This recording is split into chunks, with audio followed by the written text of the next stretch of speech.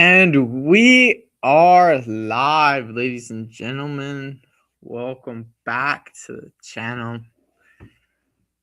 Oh, it's so good to be back here with you guys today. Today I'm gonna be going over some best ball exposures from Best Ball Mania on Underdog and on DraftKings. God, it's so good to be recording. Thanks be to God. Thanks be to God. But let's jump right into it. I mean, there's a lot to go over. There's a lot of exposures. I woke up, even seeing the money in the account is kind of funny because I thought that I had accidentally deposited some money going when I'm walking to class. And I put my phone away when I'm listening to a podcast. I'm just there. I mean, like I'm walking, my phone's in my pocket, and I click onto my podcast, but like for some reason when I'm walking, it just messes up everything, and the way I'm walking, I guess it moves everything, it moves things around, and I almost I had it looked like a big old deposit was about to occur. And so that's why I was worried. I was like, whoa, did I just deposit $600 in my account? On accident. And nope, it was the exposures. The exposures are back into my account. But that was a little side story. It feels good to be back. Feels good to be back. Feels good to be back here. We are now in 2020 in the 2025 season. Like I said, it's barely the first time I look at these.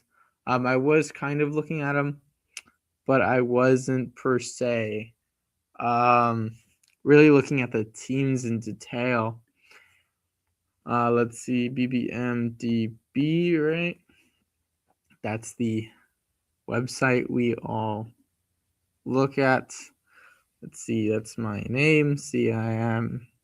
So there is the chart, 526 teams, advancing 107 teams.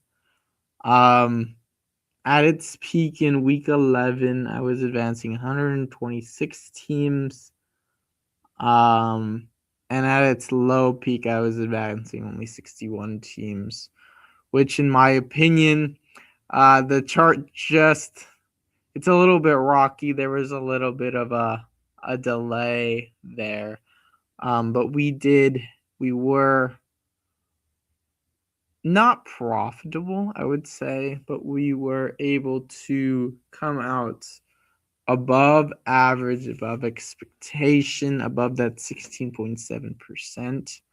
I'm starting here because it's probably easier to access players on my account, as well as teams.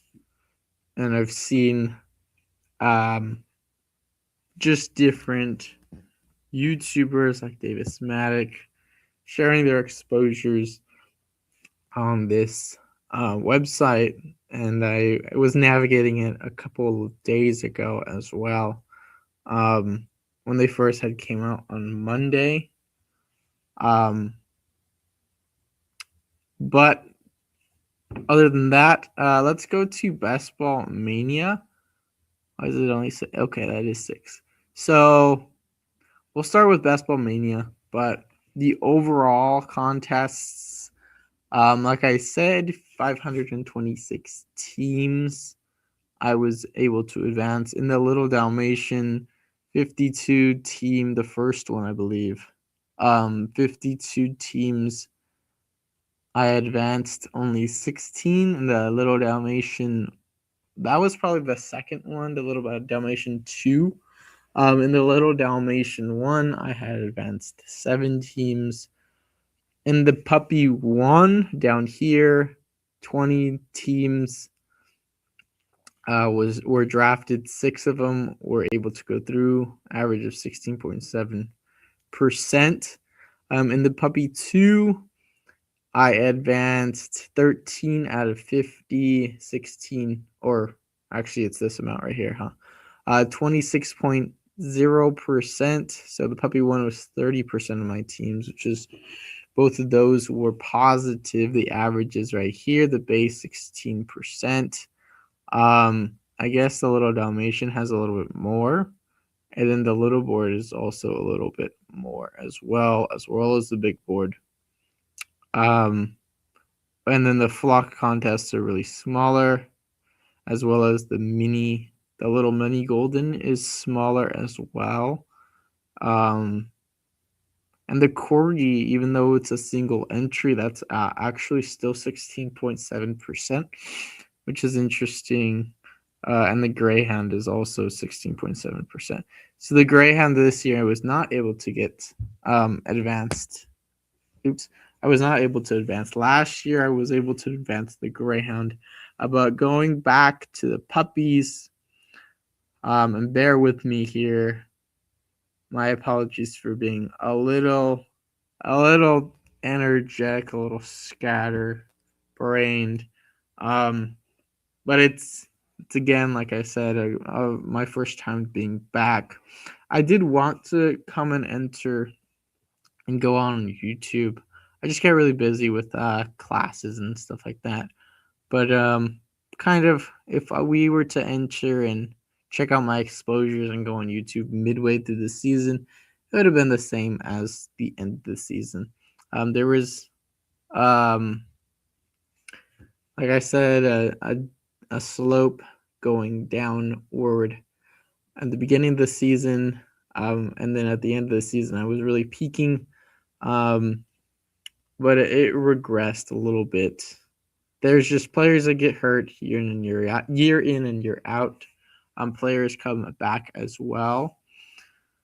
Going back to the puppy 2, 26% of my team. So which one's mine? Hold on.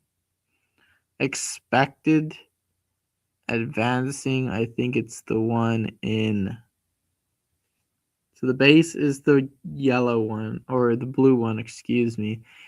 I think mine is, let's see, easy confirm. Yeah, it's the yellow one, I think. No, it looks like the same, the yellow, and then. So it's either one of these two. These are the same, and then there's the base. In blue. So I advanced 107 teams in the puppy 2, advancing 13 teams out of 50, 26%. In the puppy 3, advancing 7 teams out of 50. So a little bit, that one was a little bit more difficult. I don't know why. The puppy 4 was also more difficult, with only 5 out of the 50 teams advancing. Was there a puppy 5? I don't think there was a puppy 5. The puppy, but super flex, I was able to advance 10 of 25 teams, 40%. I think I'm going to really hone in next year on the puppy, but super flex. I think I had built strong teams, because I think there's a lot that can change. Lots of, I think ADP is vastly different in the puppy 2, even though there's only 2 more rounds, because it's super flex. There are different teams that like to, and different players that like to go ahead and grab quarterbacks at a high rate in the puppy, but Superflex this year. I kind of did what I did last year, and I was able to get a team to the finals last year, I believe, or the semifinals. But I think by only going with one quarterback an elite quarterback. Even this year, elite quarterback wasn't all that great. With Lamar getting injured, Jalen Hurts not playing as well. Burrow also, but there were other player and Jaden Daniels getting hurt. Josh Allen was probably the only quarterback that really did anything for you, but there was lots of players like Drake May, Jackson Dart that were going later, Daniel Jones, Spencer Rattler in the earlier season. That was the target I was going for. I knew he was going to play over 2 games.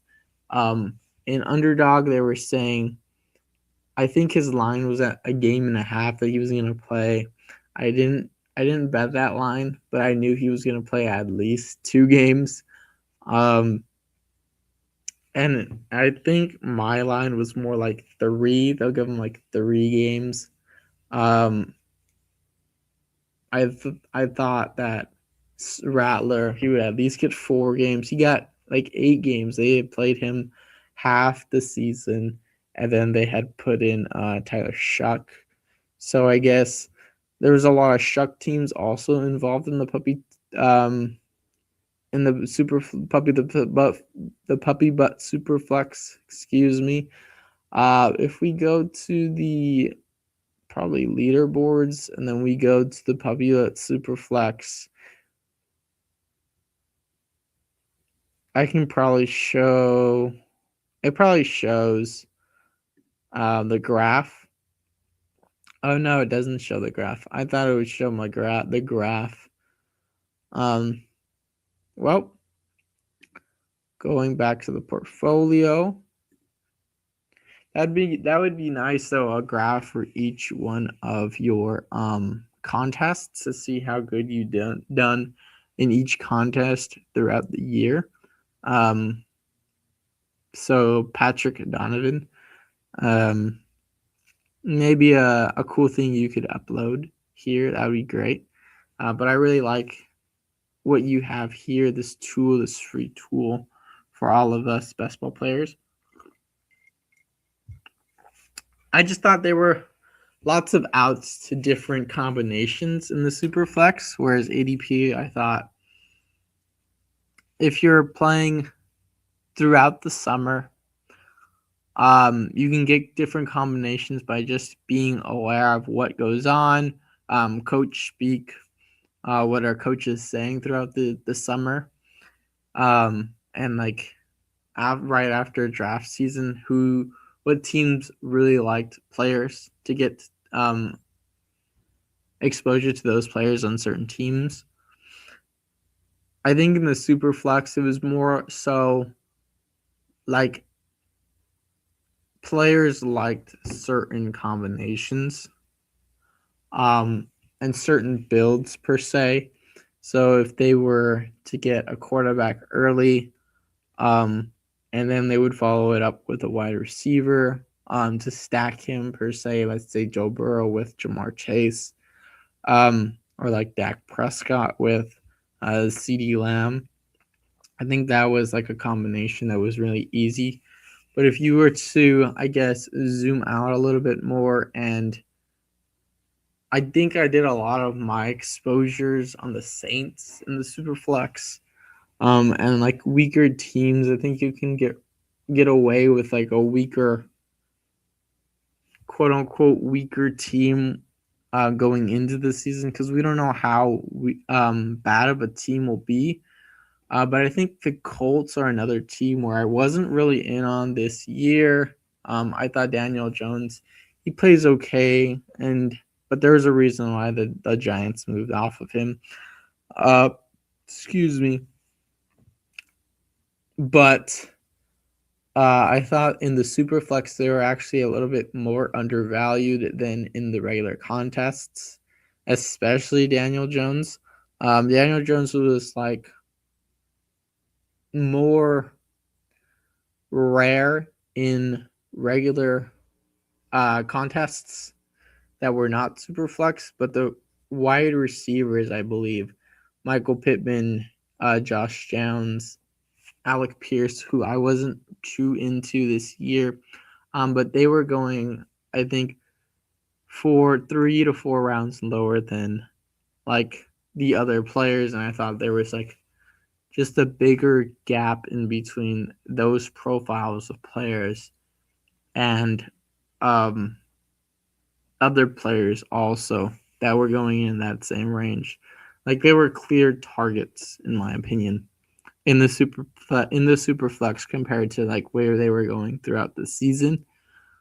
And that could be because they were players that kind of climbed as the season progressed, and I think the Puppy Wet Superflex, if I'm not mistaken, came out in June, June or early July, before we really got the ramping up of players and coach speak and what this player will come out to. Like Egbuka, for example, he was a guy that was getting constant coach speak.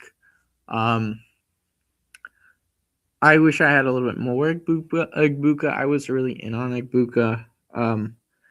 But another reason, turning to, I guess, back to the contests, in the little board and where's the big board? In the little board and the big board, I have a lot of Egbuka, but I only have a couple of teams going through, and that's because I think I went too rookie heavy on wide receivers and not enough rookies, or at least I didn't diversify my portfolio as much in the little board and the big board. I would like to do that, but because I think A was like, I think I aimed for like the same combinations, and I didn't like to do that. And there's not as much information, in my opinion, in the little board and the big board, so you kind of have to go off last year's profiles and what they do, and their stats, and that's not really something I do per se until after drafts are made, and like right before draft season happens. I really get into film and film highlights, because I could see like players' explosiveness, and so that's why I think one player that I was really into was Travion at the end of the year, at the end of the little board and big board season, and then Egbuka. I just thought like he was an Amon-Ra St. Brown-esque player where he could get open more so in the middle of the field, but he wasn't like a take the top off the defense kind of player, but he fit the way that defenses are now playing, and I thought that wherever he would land, he would be a good fit because of the way the defenses are playing nowadays. The safeties are playing too high, higher. They're not wanting to give away that deep ball threat, and so that's why I thought JSN for the most part was an okay pick, because he was that type of slot type receiver. Now, in addition to that, you have the Sam Darnold effect, where they actually implemented a lot of what the Vikings did in Minnesota, with Sam Darnold, and he was able to get the most out of JSN and that offense. JSN, I think I was about even with the field. I think I was like probably 10%. But if we can find my exposures before the year, that would be great. Let's see. We went through the puppies. We went through the big board and little board.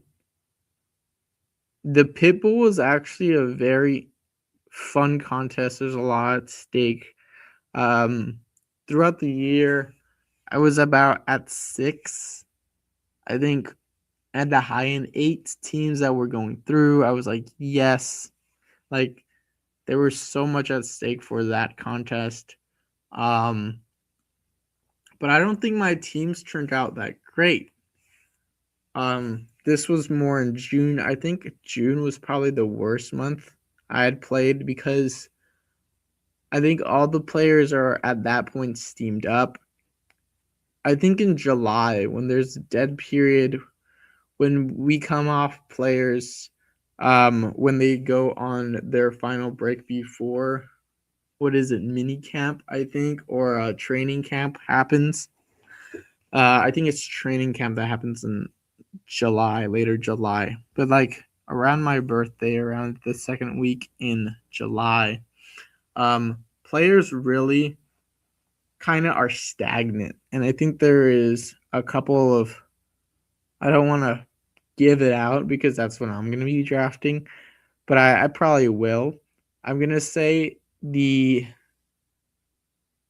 best time to draft is early in the season, so like May, when a contest first comes out, and I think Peter Overs had put out in the his what is it called? It would be his new promotion that he had out this year for drafting teams throughout the year. But I think he said something along the lines, and Nez did too. Nez Takes did too as well, where they really draft players in the beginning of a contest that open, or draft teams in the beginning of a contest, because there are a lot of values, and at the end of the contest where probably players drop, and so I think that's kind of a broader sense of what Best Ball Mania and Best Ball Summer is as well. There's a lot of undervalued players in May, and then in August, there's a lot of steam coming out of players, and a lot of players that probably didn't have steam but have good profiles drop in drop in ADP, and so that's, you want to do a lot of your late dip buying in August, I believe. Buying the dips in August.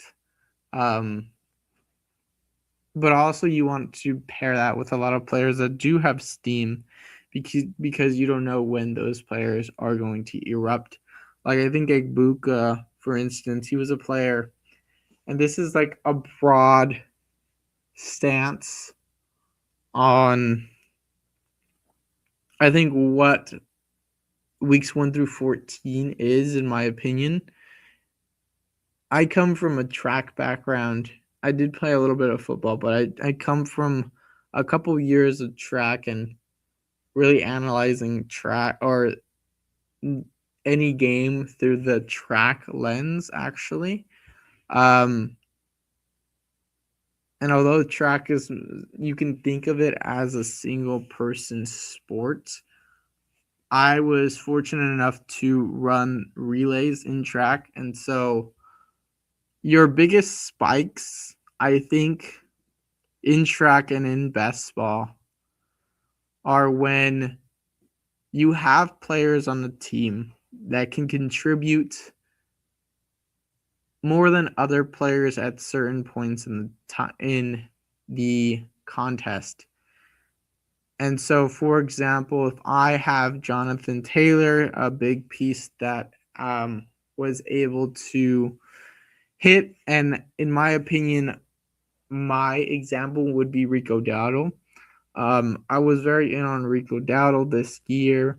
I thought he had enough talent to play and contribute, and he was able to show his capability. And then track, when you have a strong anchor, or you have someone that can get out of the blocks really fast, you kind of have to think of it in that lens, where when this player hits, when I draft this player, I'm drafting this player. Why? Because he's going to get out on a fast start. So,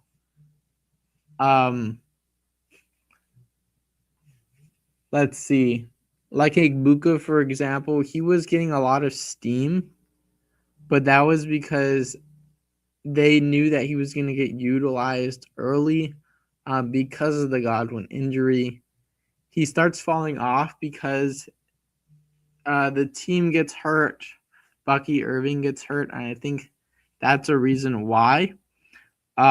Because a football team needs that two style player, the combination of a running back and a wide receiver. With football is a team sport, so you're gonna need a lot of running down the field with a strong running back, as well as a good pass game. The run feeds the pass, and the pass feeds the run. You can't have a good run game without a good pass game.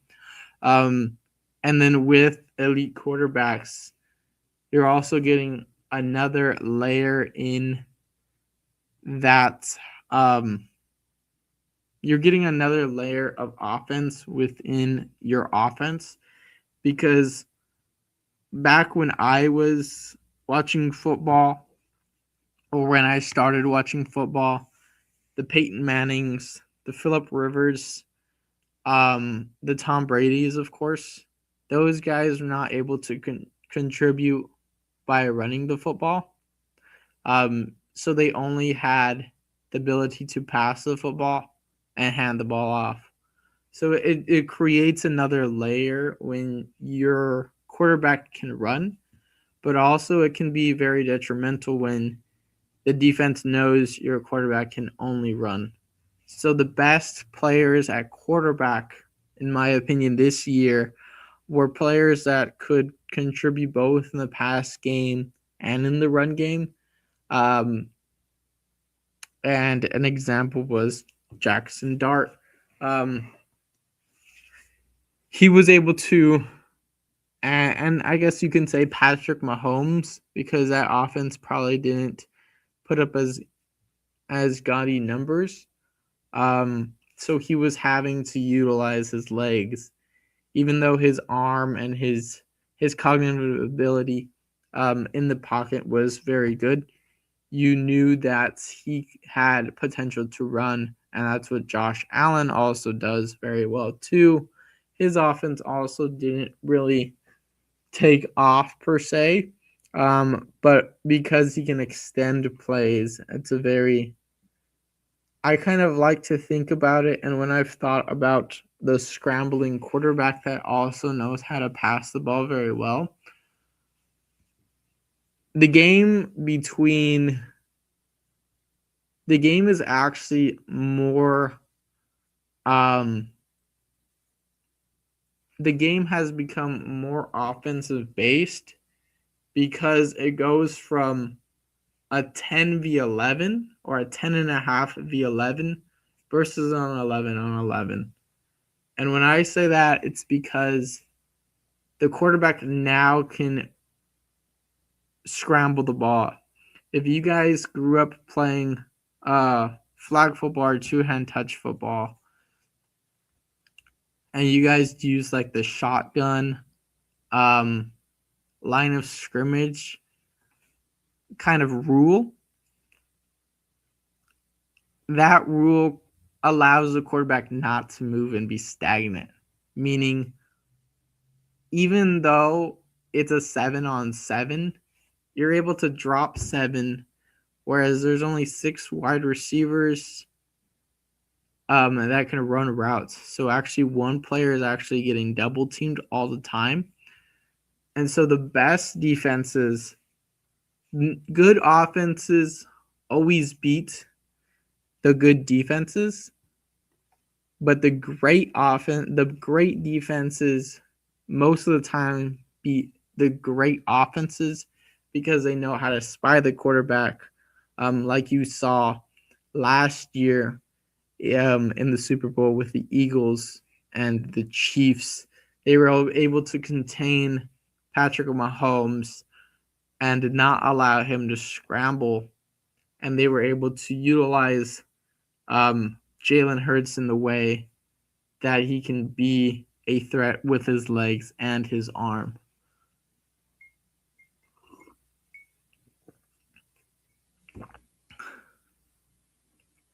Let's see.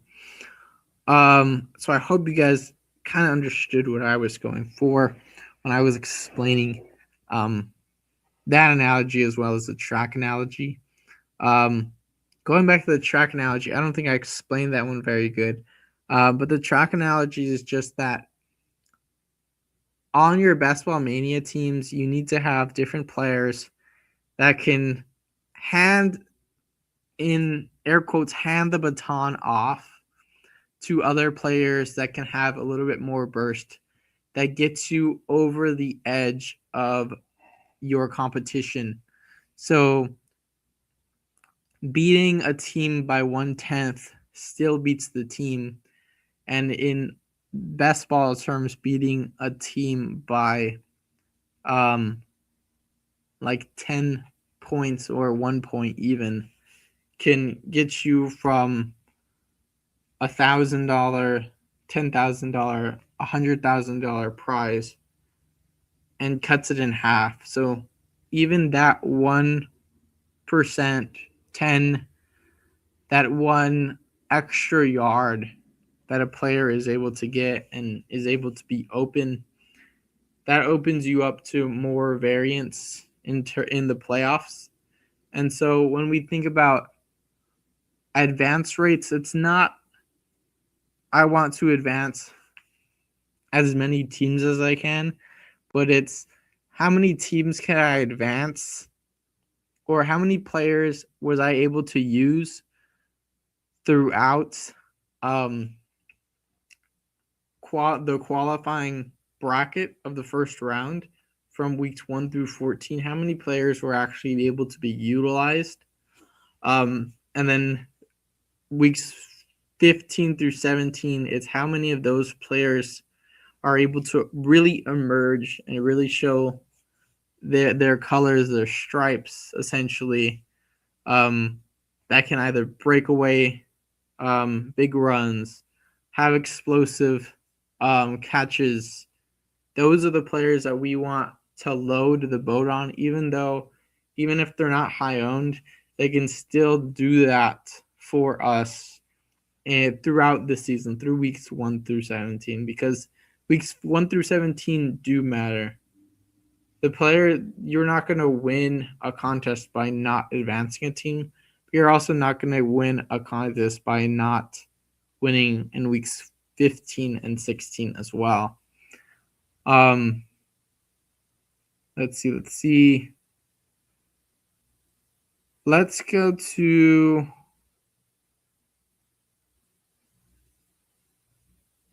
we still haven't even jumped into the teams. I feel all talked out.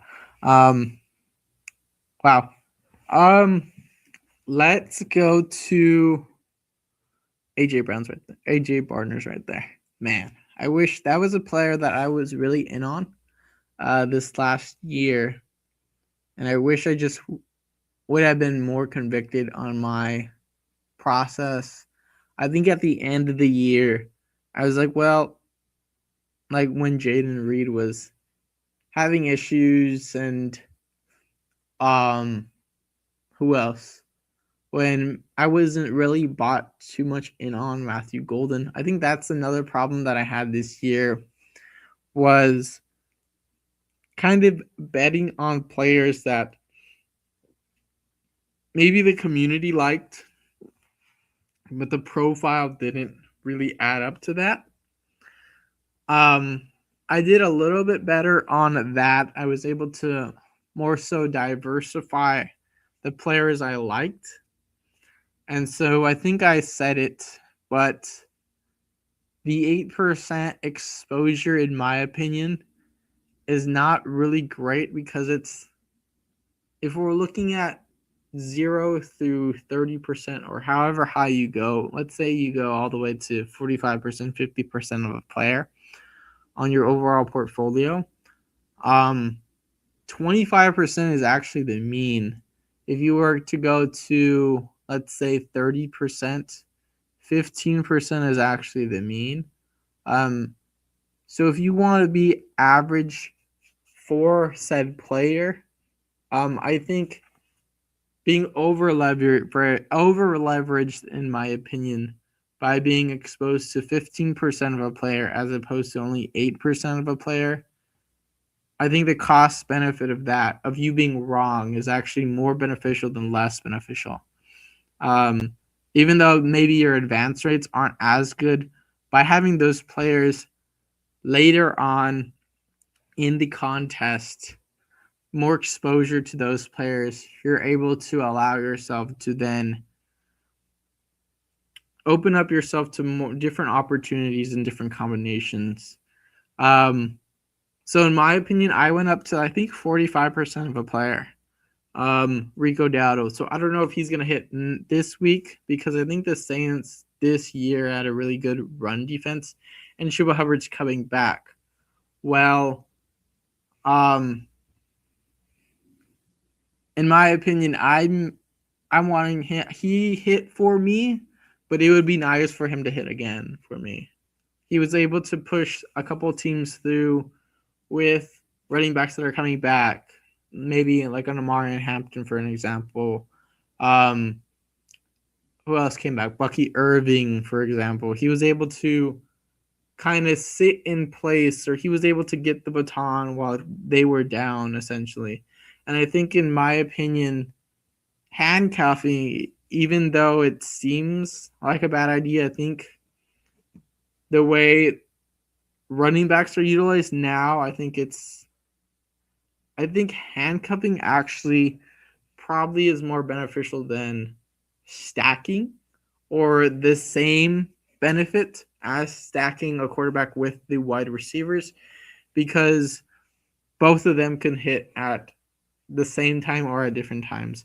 So I think, like, a player that I was nodding on this year that I wish, and I can already guarantee that he's going to probably hit in week 17, is someone like David Montgomery.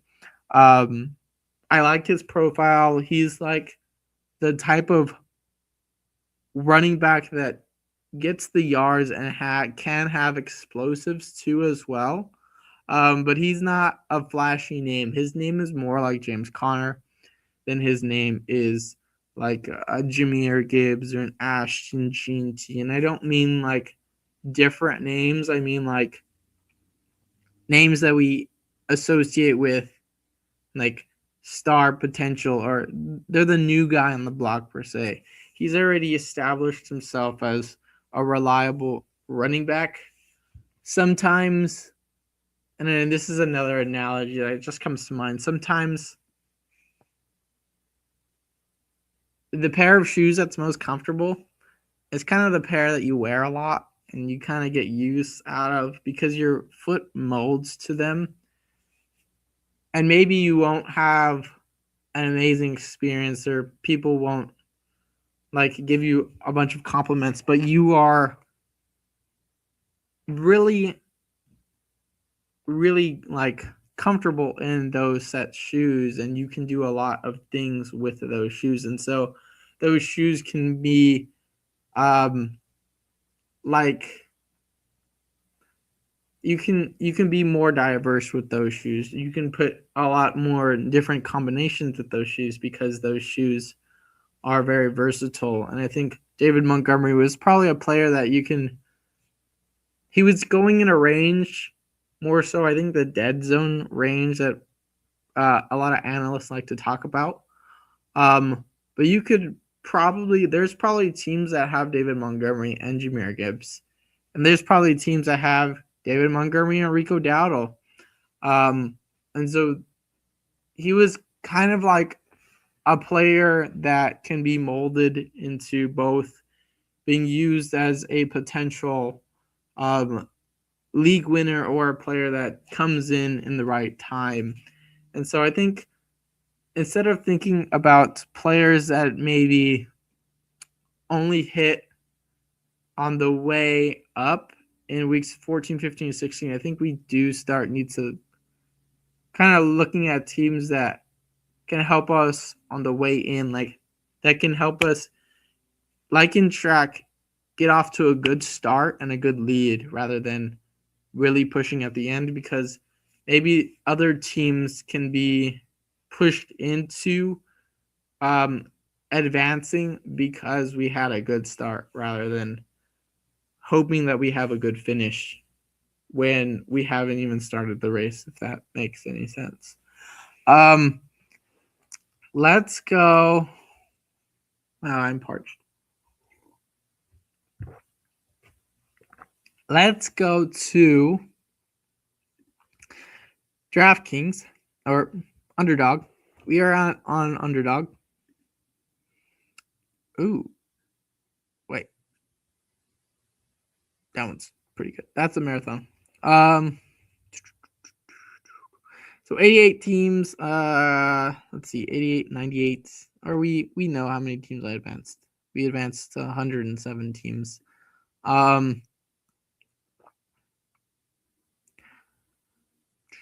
Let's go through weeks.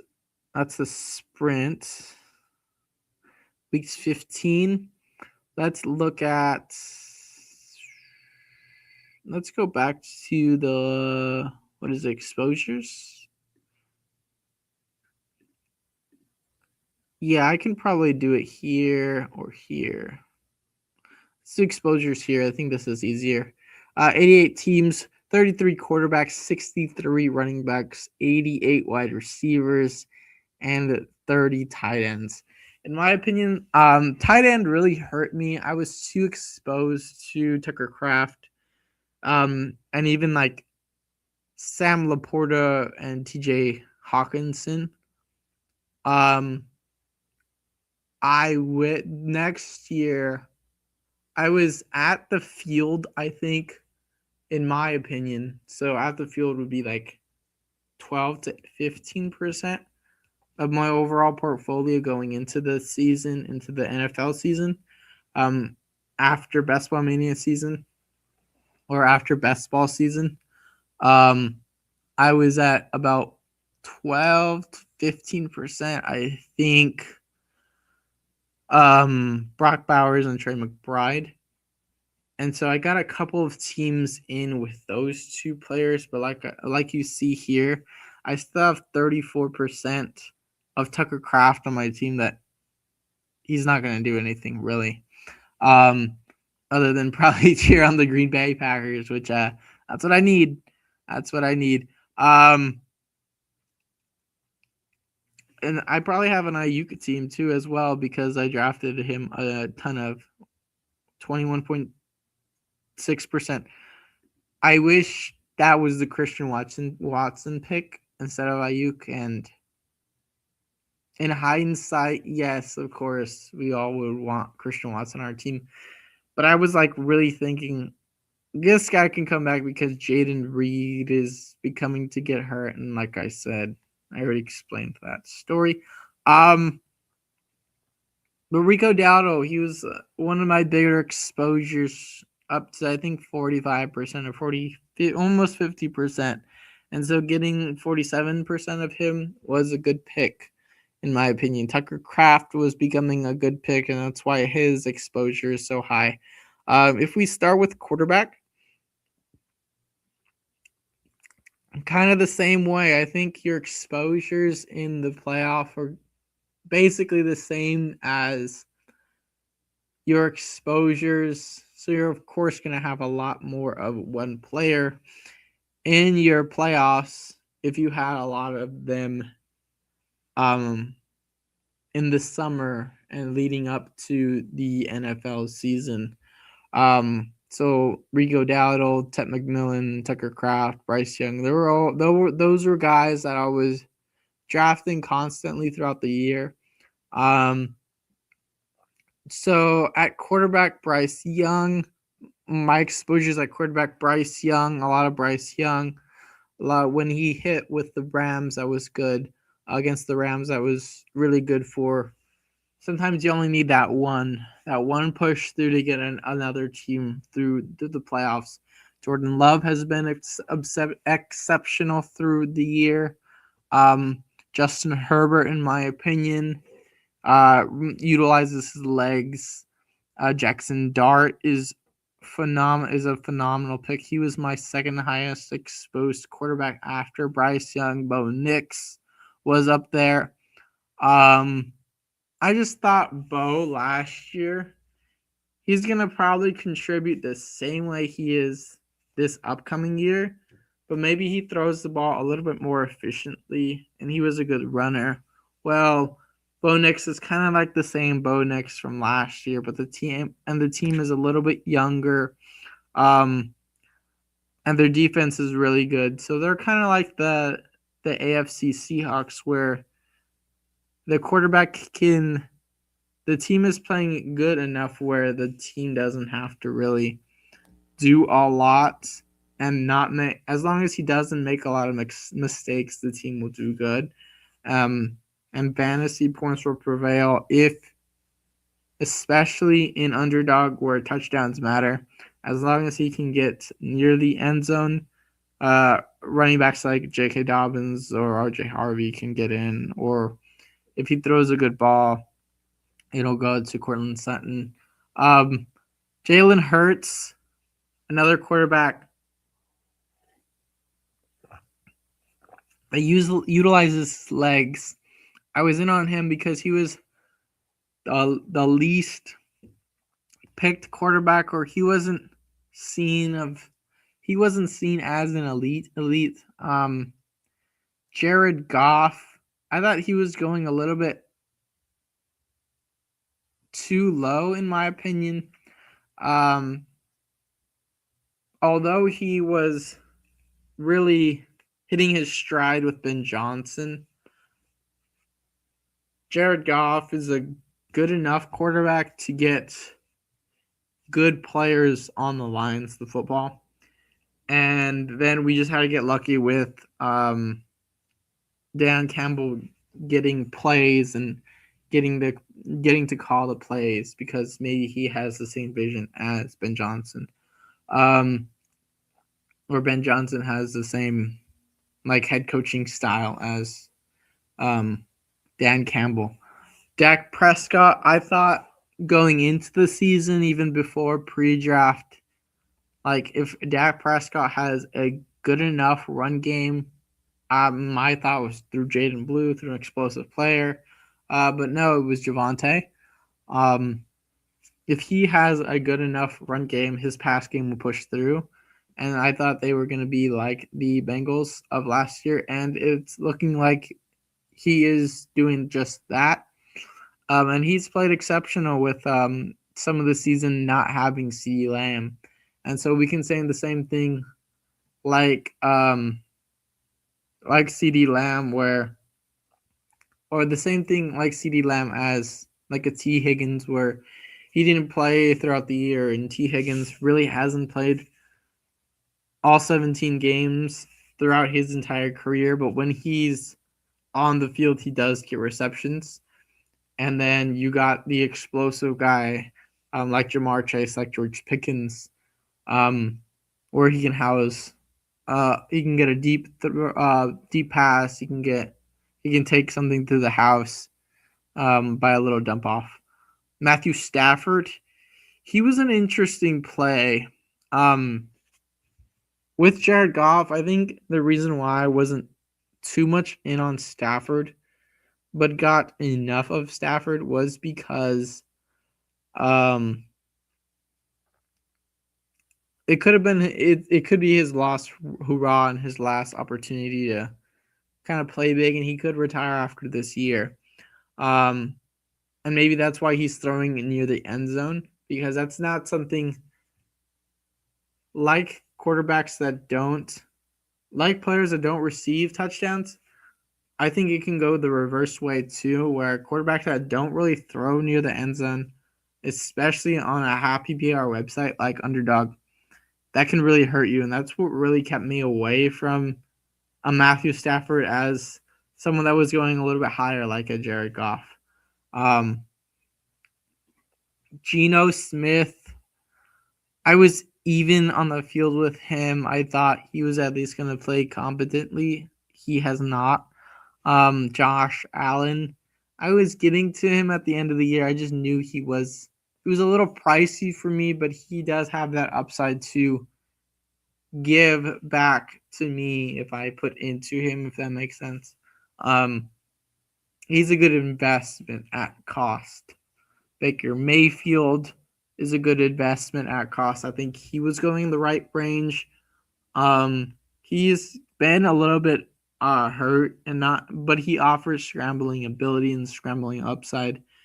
You just want those quarterbacks that are kind of like cognitively aware of what they need to do, unlike a Daniel Jones, where you kind of need everything to go right and have the good type of play caller.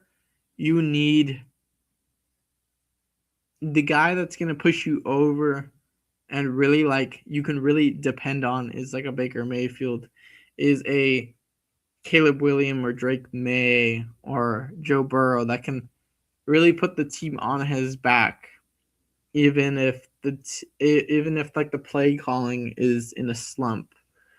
Sam Darnold, good play, like everything lined up with him. They knew exactly what to do with him. His pros and his cons as his flaws as a quarterback and his attributes, and that's what the Seahawks did. Like I said, Daniel Jones is kind of the same way as Darnold. Caleb Williams. I liked him last year. This year I kind of shied away from him. I thought if he were to work well, it was because A, he doesn't really throw picks. B, he has scrambling upside. And then C, the run game kind of has to be there. And that, if I'm going back, I think, and I have Caleb on my actual team in managed, but my team is not doing great at all. So I kind of did the opposite approach, and I'm glad I'm doing a little bit better on here than in managed.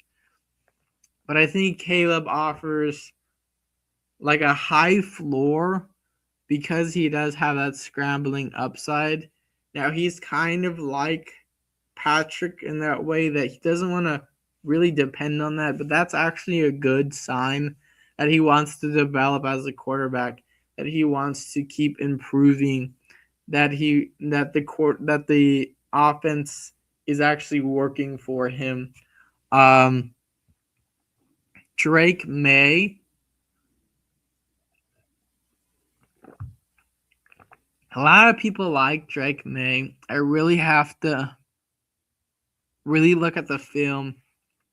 I think the film that I was watching one time, the reason why I wasn't into Drake May as opposed to, let's say, Caleb when they were coming out, or Jayden Daniels, I think he was throwing a little bit more picks. May was, and I thought he was kind of a guy that needed a little bit more development. And it seems like he was able to develop just within the last 2 years, which is great. He's a younger quarterback too, so he's going to keep improving while the team gets better. And next year, I'll probably be more in on him, and he's going to be a really good pick. He's probably going to be a little bit overpriced, but he'll probably be a fine pick if he goes. This last year, if he goes within like that Tony Pollard range, he's a smash. If he goes kind of where Jalen Hurts went this last year, it depends who's going around there. Now, you can say it's still a smash pick because guys like Calvin Ridley or DK Metcalf or DJ Moore were kind of going around there. And maybe that's the area where we want to really get different and not get running backs or wide receivers, but actually get quarterbacks and tight ends at that range, is because those guys can be the difference maker in the game that we play, in the combinations that we continue to make. Joe Burrow just gets unlucky with injuries, but I do have a sneaky team of Burrow and Purdy, two guys that were hurt throughout the year. So that will be very interesting as well. I just like the way Burrow plays. He's not able to.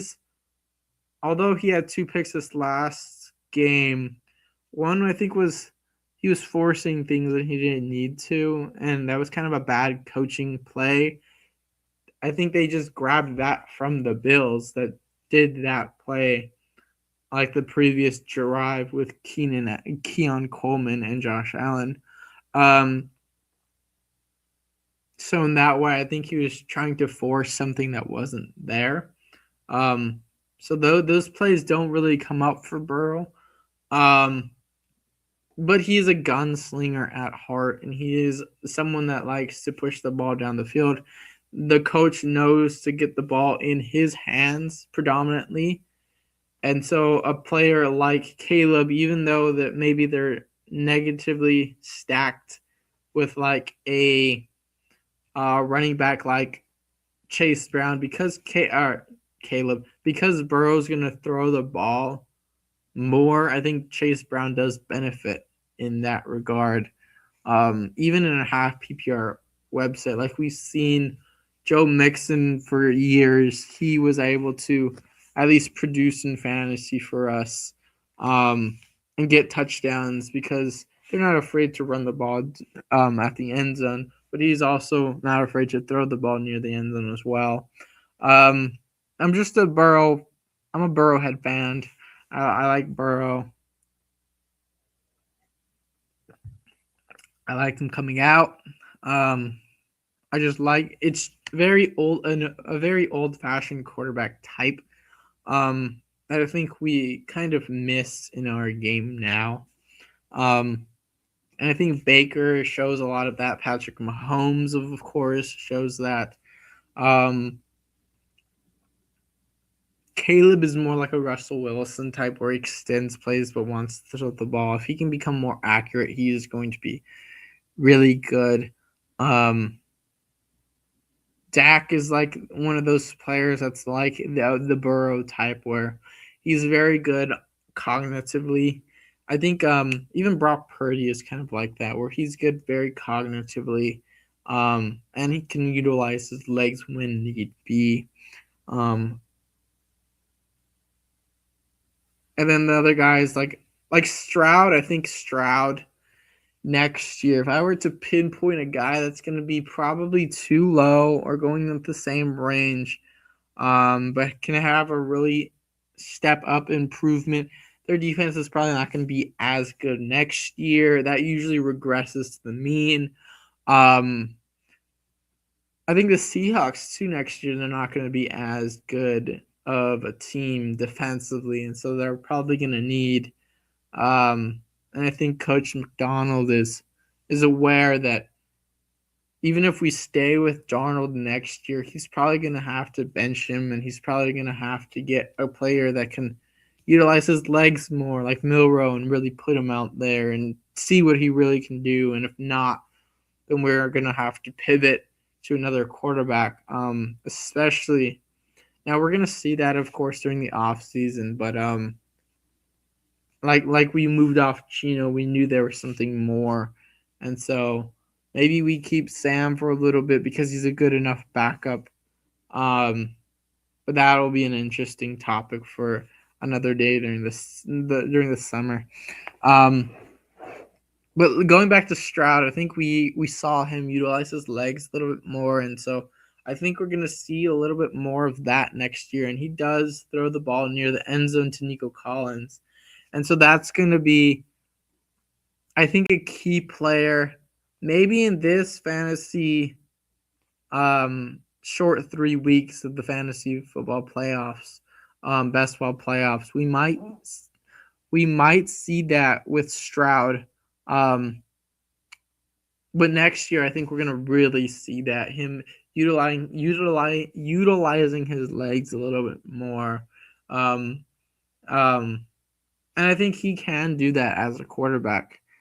I don't think he'll be like, let's see, like a Justin Herbert or anything like that, but I think he'll be good enough at times to do that. He'll be more like a Caleb, probably like more like a Baker Mayfield, where he doesn't he knows when to use it and when not to use it. I think CJ is cognitively aware enough that to win games, he needs to put it more in his hands, per se. And I think with Bryce's development, the reason why I liked Bryce so much coming out, and you guys have heard me, was he is a pocket passer predominantly, and that's probably what he grew up as watching. I think next year we're going to have a lot of Jordan Love really hype. And because he doesn't use his legs and because he likes to throw out of the pocket, that's going to really affect him. And maybe at the end of the year, he kind of unlocks that. But I think that's going to probably hurt Green Bay going into next year. He doesn't utilize his legs, and that becomes more of the 10 on 11, like I said, the shotgun type kind of game that they play.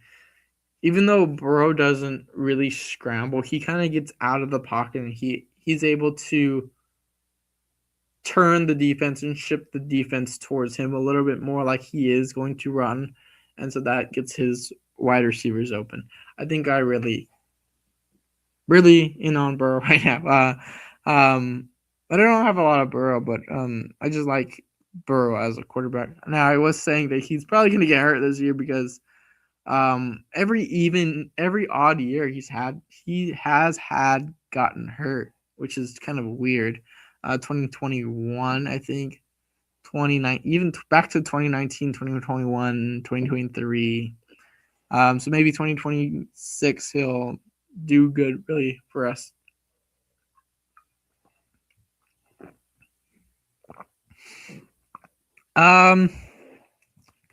Rico Dowdle, a player that I was really in on. Like I said, my real hope was that he kind of doesn't come on like he did, but like he comes on like he did last year, where it was a little bit at a time, and then he played really good at the end, and really good for us. This time he kind of gives us a little jolt. Maybe him and Chuba kind of go back and forth within the playoffs. J.K. Dobbins, I thought even though he jumped up, the coach speak from Sean Payton, forgot his name, was that RJ Harvey wasn't really that type of dominant player. And so we could see another running back get drafted for the Broncos next year. We can see J.K. Dobbins play a little bit better this year, or play a little bit more next year for the Broncos. And I think he's going to be a player that we kind of have to put in the dead zone. Now, if Bo Nix doesn't play that great, it's going to really affect him. DeAndre Swift, like I said with the Bears, if Caleb and the Bears were going to be playing good, it's A, because Ben Johnson, and B, because Caleb is able to kind of utilize the run game, taking the ball away from his hands a little bit more. I think Ben Johnson has played a lot of up-tempo football to get more reps with Caleb. And so I think maybe next year they're gonna slow the pace a little bit more down, and that can affect us with fantasy. But also he's an offensive mind, and so he could keep that rhythm because maybe he likes the way Caleb plays, or he thinks Caleb plays better when he doesn't have to think, when he doesn't ponder on the play that happened before. And so when you're playing more up tempo, you're kind of going more off adrenaline and not so much off of cognitive. You're not overthinking. You're not prone to more overthinking. And I think maybe that's what he sees in Caleb, where Caleb really overthinks when the scheme is slower, whereas Jared Goff plays when the scheme is slower, where he can really break down the defense. So going back to DeAndre Swift, the way he was going to hit was because the offense was going to finally click and the offense was going to go through him. I was really in on Monungai coming out pre-draft. And so he was another player that I wish I was more in on and more bought in on my personal beliefs than like on other fantasy analysts' beliefs. You kind of really have to stack each aspect of a player in fantasy, and that's what makes it hard and difficult, is because you don't know when a player is going to hit and not hit, and if they're going to hit because it's the offense's fault, or they're going to not hit because it's their fault, or because they get injured. And so we just saw that with Cam Scatterwood. Now, in my opinion, I got fortunate that he did get hurt because I wasn't too bought in on Cam Scatterwood. Now, I can see him be hurting me if I don't go in on him again. Kind of like a Drake May. Like this year, I wasn't really in on Drake May again. But that was more my ego. And so next year, I'm going to be, of course, in on Cam Scatterwood. I'm a more film guy. And the film that I do see, they're going to utilize Cam Scatterwood. However, the head coach is going to be different. So the head coach could be really, I don't want to say incompetent, but could utilize their players in a non-productive way, and that could really hurt Dart. Scatterwood, I really want to be in on the Giants next year, like I was in on the Chargers this year, but it could take another year for this team to really gel and mold. Dart could see a slump in his production, as well as Scatterwood could not be ready until later on in the season. Jaden Blue, just a bad pick. I think I do fall into more or less players that can break off a long rush. But you also need the chunk play type of running back, because that's gonna get you on the field. If you are really bad at not getting yards and you have to, it's like one marble out of 12 that you can pick. That's going to give you an explosive play, but you're only getting maybe 2 to 5 rushing attempts or even plays a game, and you can only rush twice. That 12 attempts at the marble is going to extend from 12 attempts in one game to 12 attempts over 6 games. And if you fumble the ball, then it prolongs your time to get that said marble to hit that explosive play. And so what I like a lot in a player, and I don't know why I overlooked this so much with this player, but a player has to be professional in his outlook. So he could be like a Rico Dowdle, where he's a very good player, but maybe his attitude towards the game or towards his coach is not great. And that's why he was on Dallas for so long. Maybe him and Jerry are not getting along. But once he maybe gets his opportunity, maybe that's the best way he goes about that.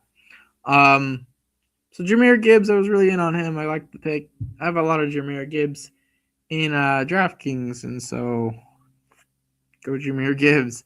Josh Jacobs, I got a lot of Josh Jacobs during the early part of the season. However, I didn't start really playing and really getting my guys until the end of the season. I think that stagnant point of like the middle of July when nothing's happening, and we really have to kind of take it upon ourselves to really go ahead and get our guys at that point as well, and really shift through the guys that are not productive and not the profiles that we want.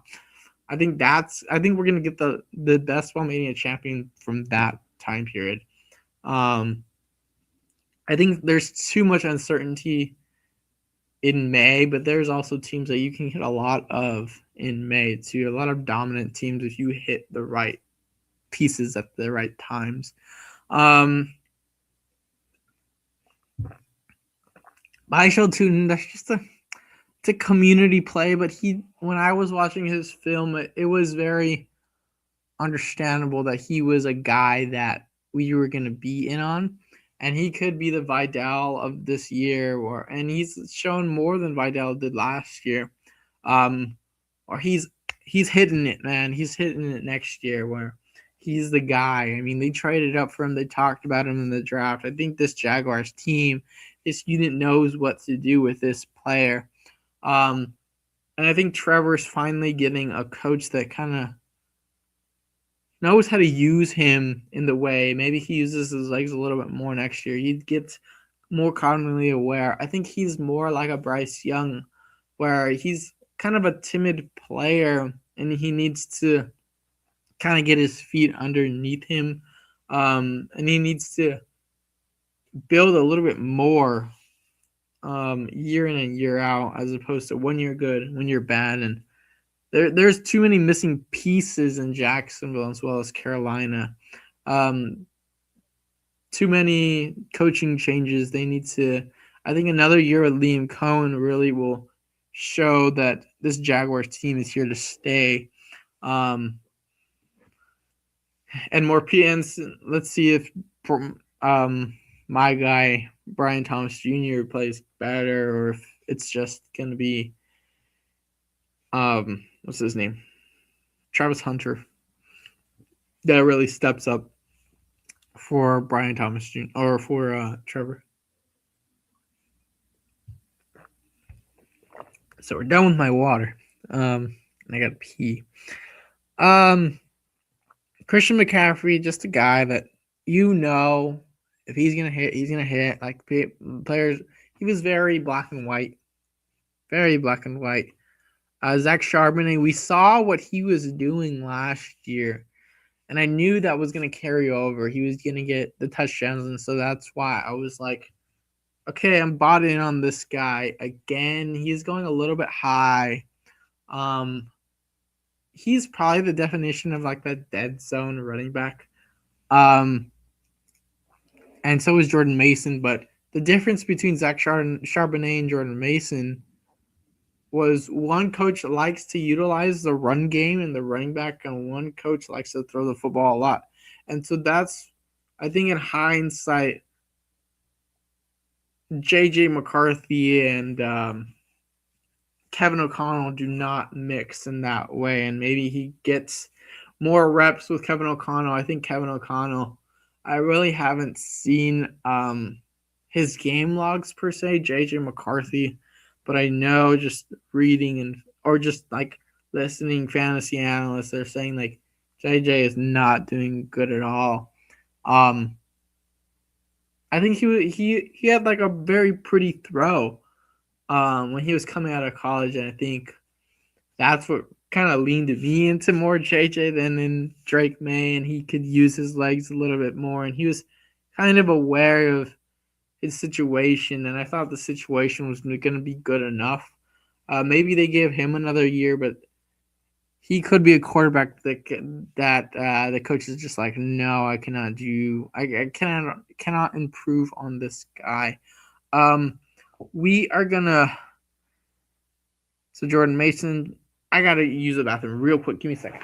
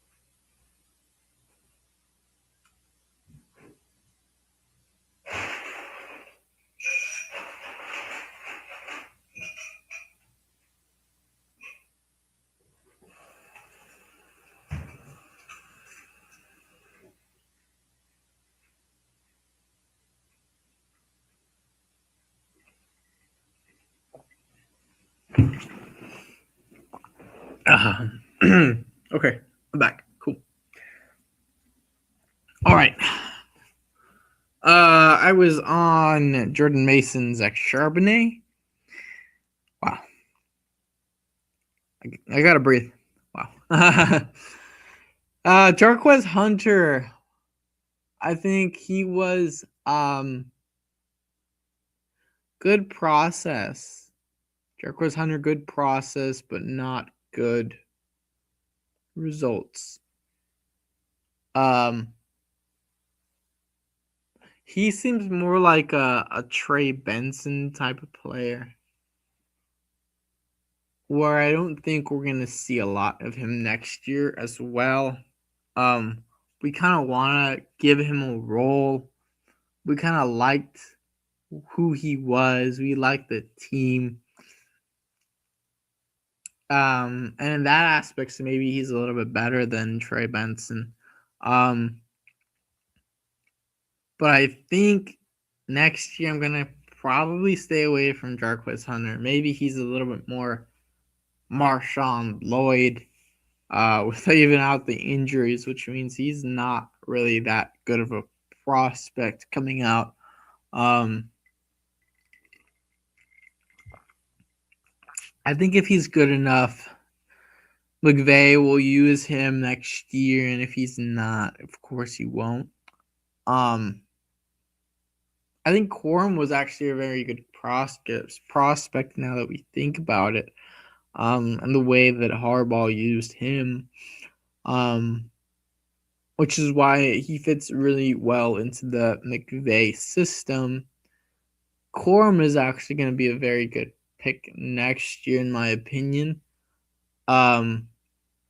Because of the team he's going to be on, because of the way I think they're going to move back to that kind of Kyle Shanahan type offense where they run the ball more. I think their defense is going to be a lot more improved per se.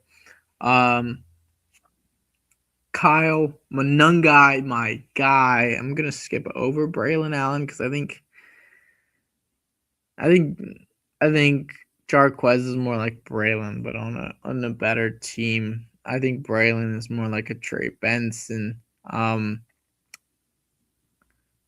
Monangai is going to be utilized a lot next year. I think he could probably even go above DeAndre Swift because I think the community is just going to be like, he's their guy.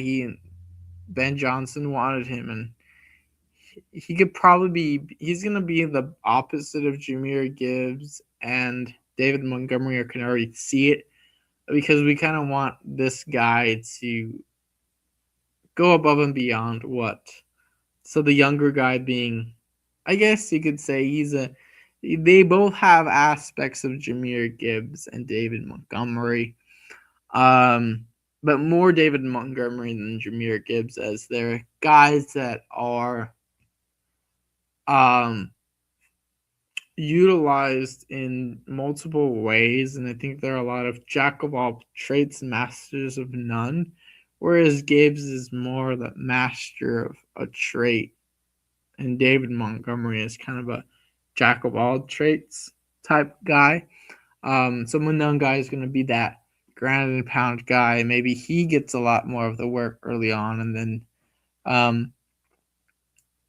DeAndre Swift comes off that, or Swift gets pushed off to the side and traded, and then we get another emerging running back in that backfield, another younger rookie, or someone that they trade for, maybe like a Rico Dowdle or something. Who knows?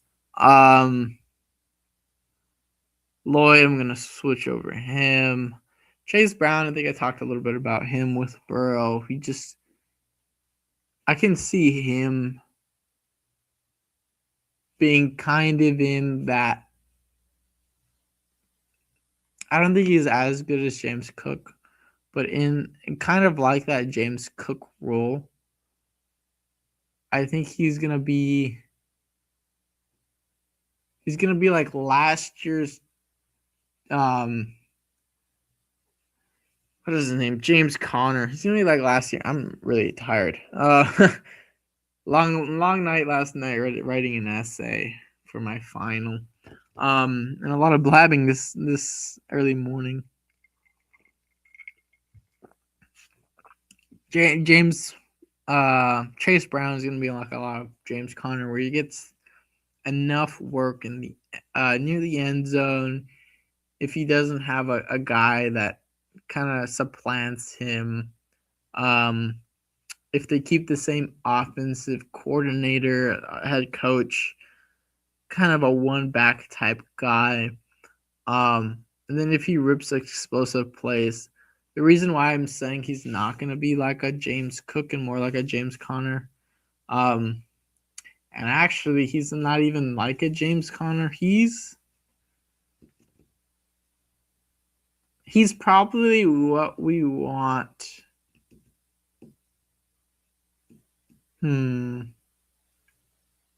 He's probably what we want Kenneth Walker as, or what we always envisioned Jaylen Warren as, kind of that bell cow guy that does everything, but he also is a guy that doesn't do everything awesome, but he is just good enough where he looks kind of good. So he keeps that role. He's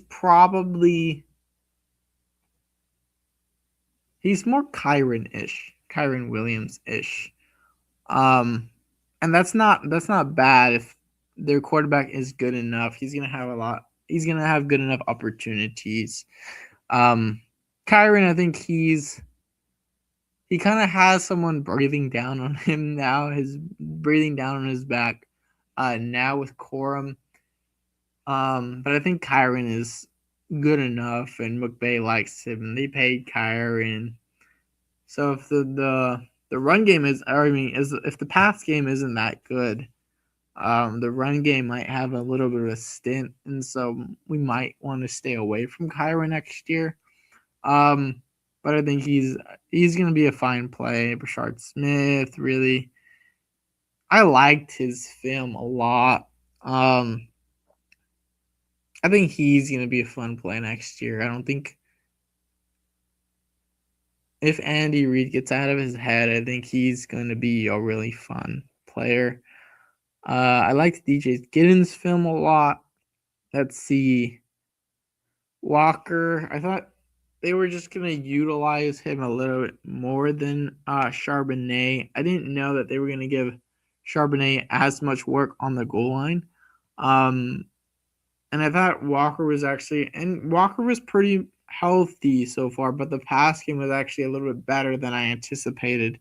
And JSN has played a lot better than I had anticipated him playing,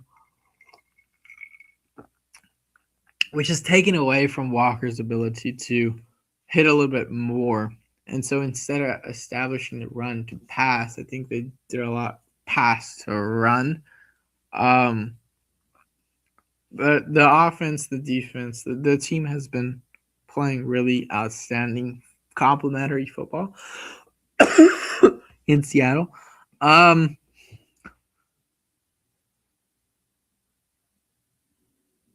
like Trevion. I like Hampton. Those are two guys that are going to be playing very good next year. I just was not in on the Colts, and so hopefully I get lucky on that one. Derrick Henry, I just got my exposure blanket, my 4% to him, as well as Bijan. My 4% is more like is actual 4%. It's like, but I like it on a heavy my team. So either they're gonna really my projections for my season outlook for players not gonna be good, but I'm not mixing other players with the guy that I want a little bit of 4% exposure blanket to, or that 1% exposure blanket to. It's gonna be like all or nothing. It's not gonna be a little bit of this and a little bit of that. It's not gonna be like a jumbo per se. It's gonna be my go-to with a little bit of something different, or it's gonna be a lot of different. Um, but like a hedge on what I like.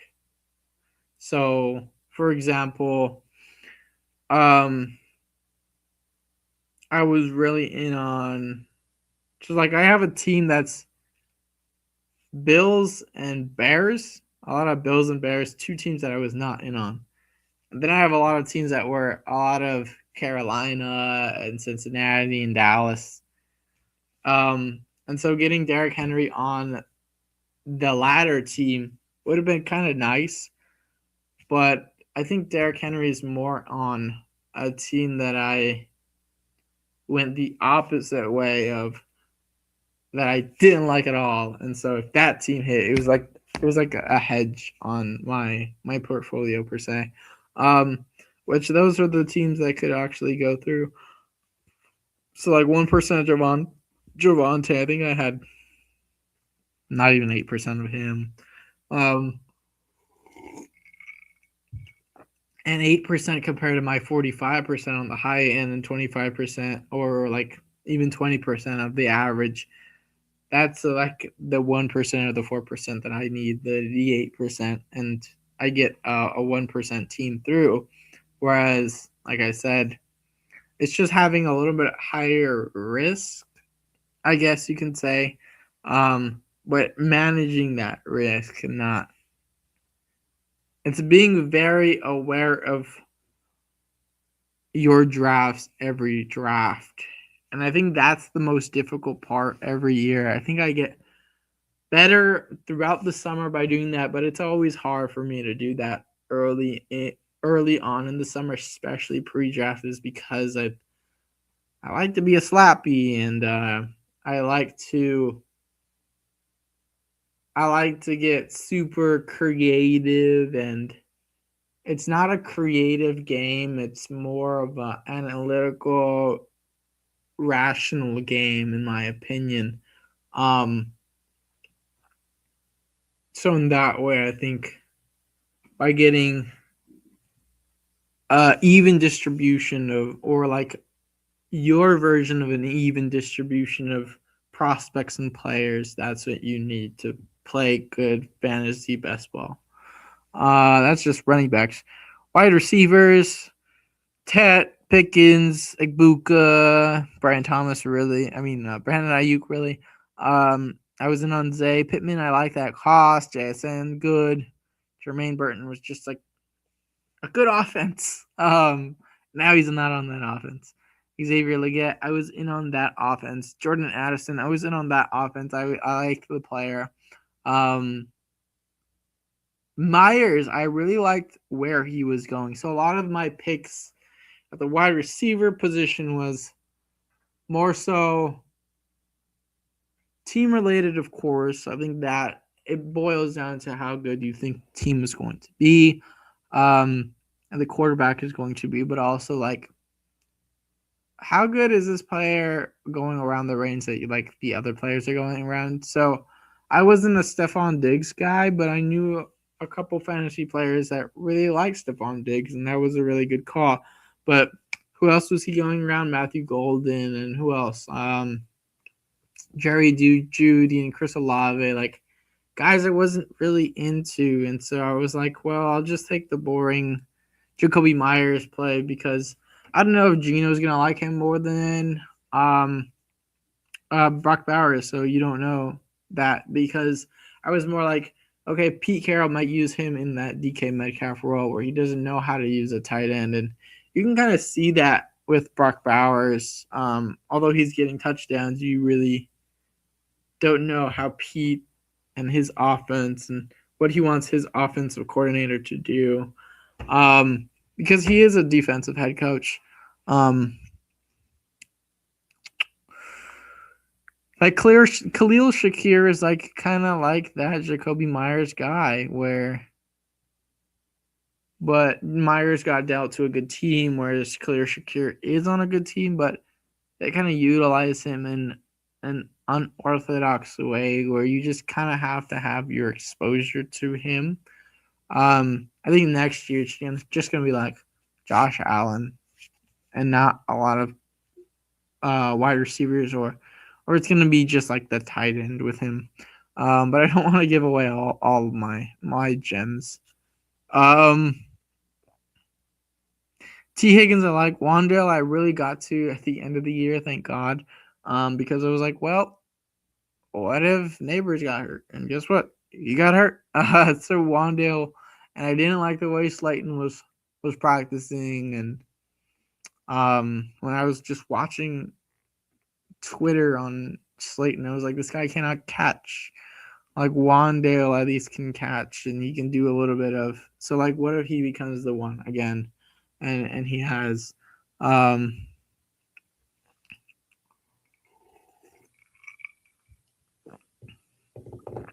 think Neighbors could have been the one if he stayed healthy. Dart is playing phenomenal. Amon-Ra St. Brown, it was just like a lot of these players I was like getting my exposure to. I think the best. I think my exposures are my exposures are my exposures because, and 6.8% of Christian Watson. My exposures are my exposures because, and Brian Thomas, the guy that I was into, only 4.5%. My exposures are my exposures because those are the guys I was in on for the majority of the year, and guys that I really didn't like, I had very little of. So Joshua Palmer, Trey Harris, Marvin Mims, DJ Moore, Mike Evans. I don't know why. I just like thought, what if he gets old and Ibuka's better and Godwin isn't that great and they use Bucky more, and I got lucky with that. Adam Thielen, there wasn't very much hype from him in Carolina, and then he gets dealt, and so I dodged that bullet. He does land in Minnesota, where I do like, but I did like at the time, but now in hindsight, I'm glad I didn't draft very much as Thielen after that. Like I was getting Hunter Renfrow because he was getting hype, but guess what? Things can go wrong. Let's see, who else was like a guy that I was getting hype and then things went wrong for? Tyreek. No, not really, actually. Marvin Harrison was kind of getting hype a little bit. Like he was playing a little bit better in the summer. And I was like, okay, maybe he's found his thing with Kyler. Maybe they're gonna hit this year. I thought he was an okay prospect though, which is why I'm like not too overexposed to him. But I did have enough of him. I think this is like the range where I was like not fully bought in, but did have an exposure to, and I wish I just had like kind of none of these guys because I don't think a lot of these guys are gonna do very much for me. Roman Wilson, Jalen Lane, like Douglas, the Royals, Ridley.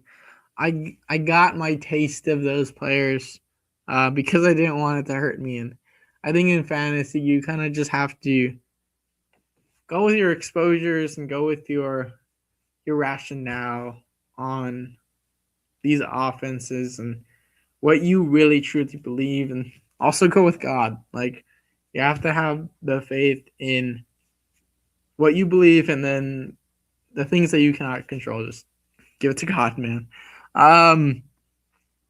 Let's see. So like who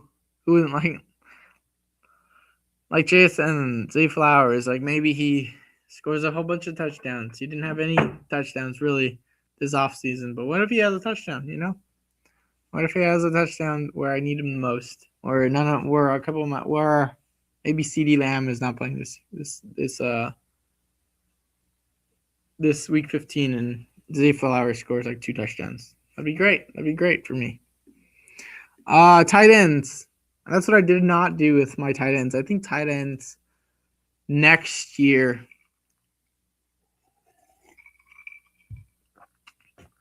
I think tight end is the most. It's very much like quarterback, But at least with quarterback, you can see it a little bit more because they get the ball a little bit more. So you have more opportunity to analyze this player. Tight end is like, it's a newer position, but a position that is kind of needed now more than ever in the NFL. And if you can pinpoint how that team really likes to utilize the tight end, then you're like, okay, I'm going to be more in on this tight end, not as in on this tight end. So early in the season, Mike Gesicki. But later in the season, he was, I think, climbing, and then I just forgot about him. Jonnu Smith was in a range that I liked, that I didn't like a lot of wide receivers or running backs. And then when he dropped, I got a little bit more of him. Hindsight, probably Darnell Washington's probably very good. I had that thought too. I was like, in fantasy, you just got to think of a lot of the different variables that can happen. And even if you think they're kind of dumb, if you think a team is not going to use their best players in their way, in the best way possible, you're gonna probably come out on the other side, I think, in a better way, actually. So like with, if you drafted Darnell Washington, I think who was another player like Isaiah Likely. I wish he had a good play last week, and they called it back. But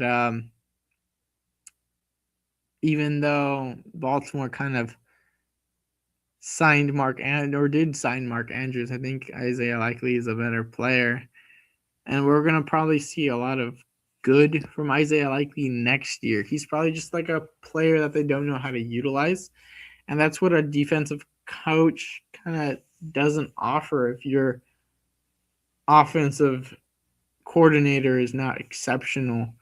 Is they're gonna do what they know has worked in the past, but the game has changed and evolved.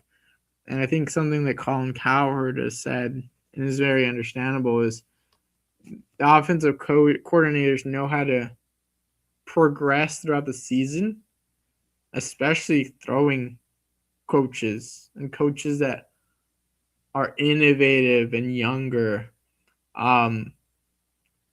They know how to change, whereas I think there's coaches that are more not as innovative and that actually kind of think more like defensive head coaches or defensive coordinators, where they think to establish the pass you need to run. And I think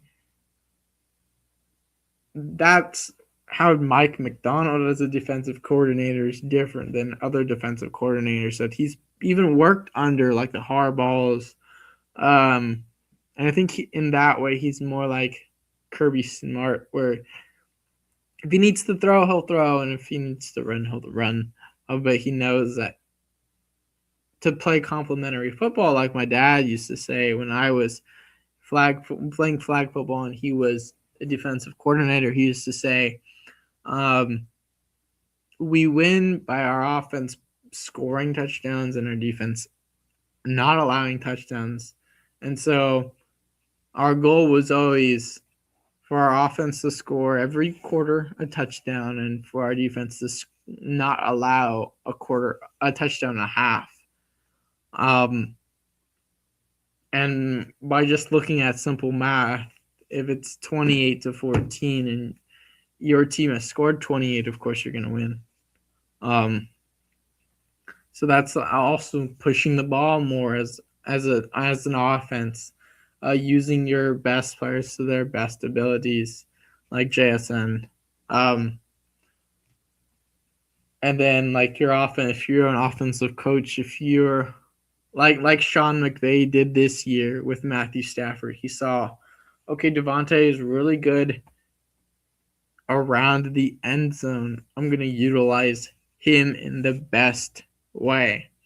And Kyren, although he's not the most explosive player, he's not like he can't break a touchdown like Jonathan Taylor.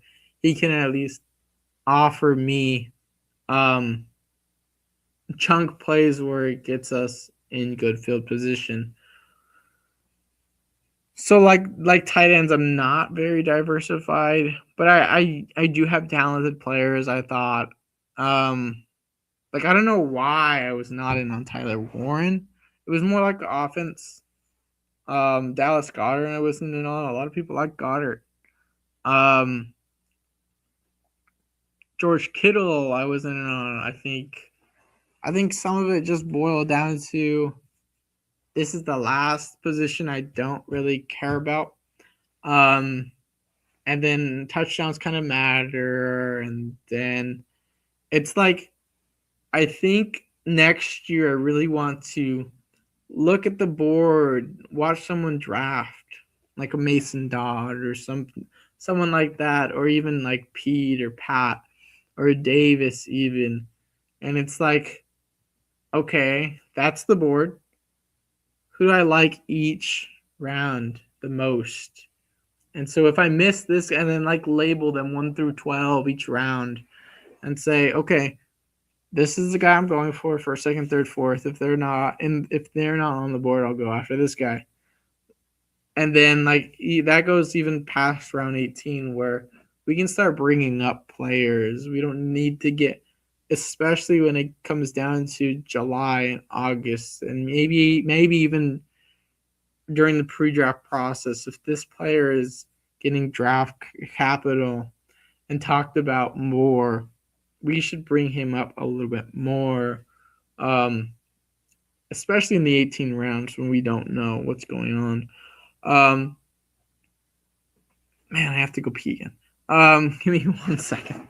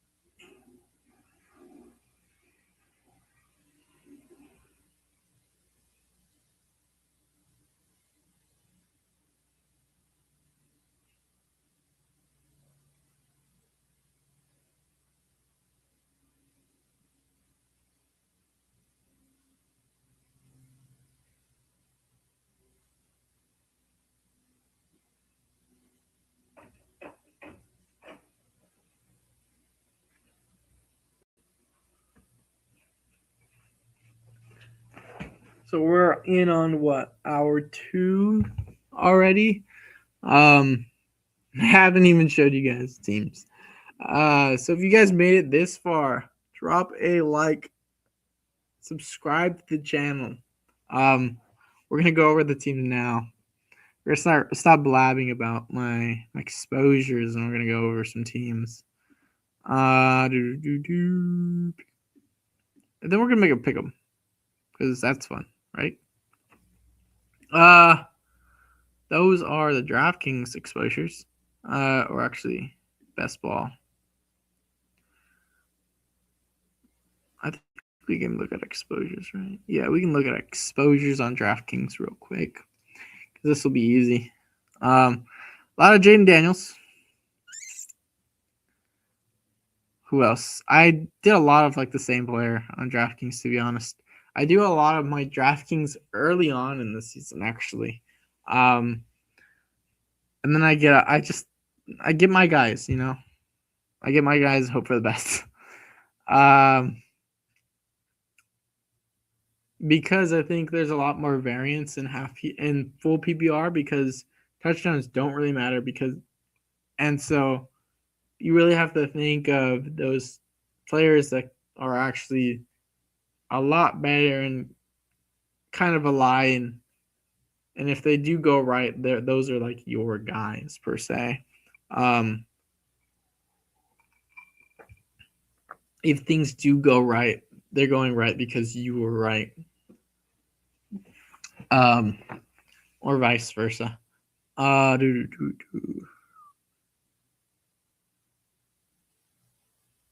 Let's see.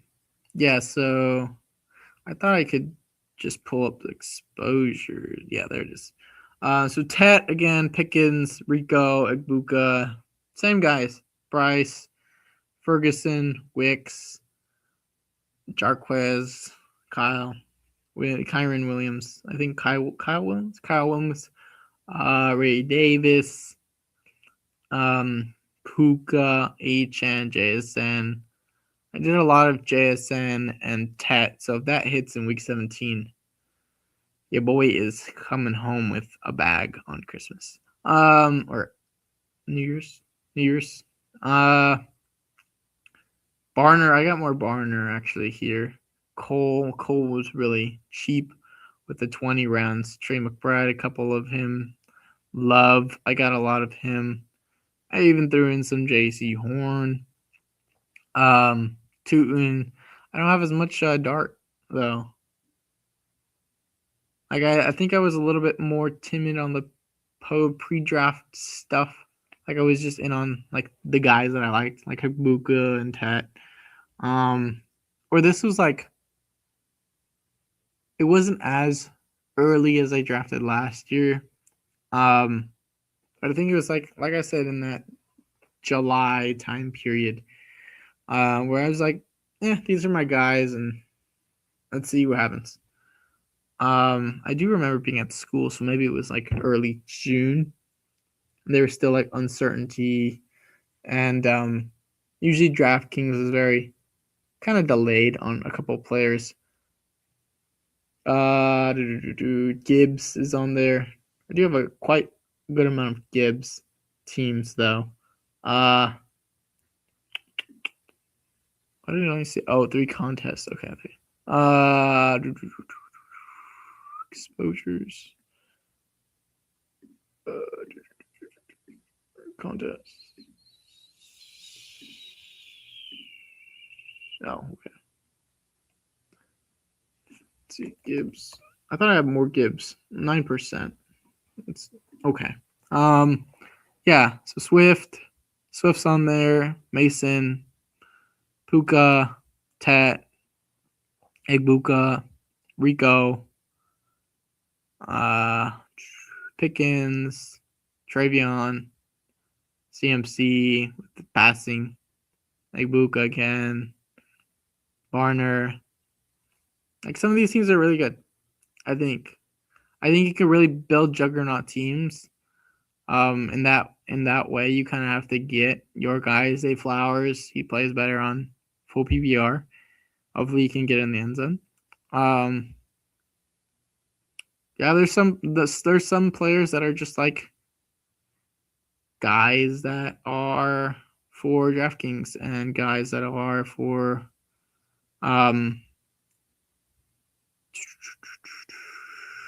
what's Underdog? Threw a blank there. Yeah, HN I was more in DraftKings, and I have a little bit more HN on DraftKings because I thought he was going to get a lot of catches and not get a lot of touchdowns. And I think the Dolphins have been competent. I think he's been scoring some touchdowns. Damn, my mouth is dry.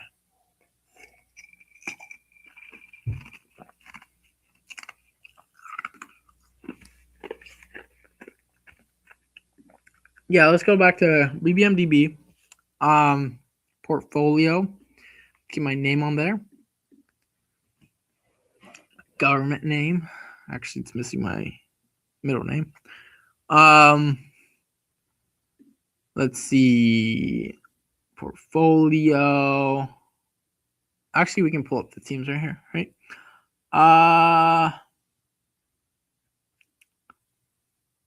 exposures, leaderboards, I think. Select player, yeah, tournament. There it is. Refresh. So 40 teams in BBM, 6 advancing. Let's see this one. The top one. My top team. The 11,329th team. 29. My favorite number. 11. Birthday. Ooh. Like I said, July. Right there in the peak. Like I said, this is when I was doing my best work in July, mid-July. We got an early June team as my second best team. Those are also like this team barely didn't make it. That sucks. Yeah, this team would have been awesome to make it. Dang. Like this team that just missed Chase Brown, Amarian Hampton, Javonte Williams, Byshal Tootin, Rashad White, CeeDee Lamb, George Pickens, Zay Flowers, Jacoby Myers, Emeka Buka, Darnell Washington, Darnell Mooney, Mike Gesicki, Jatavian Sanders, Theo Johnson, AJ Barner, Baker Mayfield, DK Metcalf, Dak Prescott, and Justin Herbert. Like, that team missed by how much?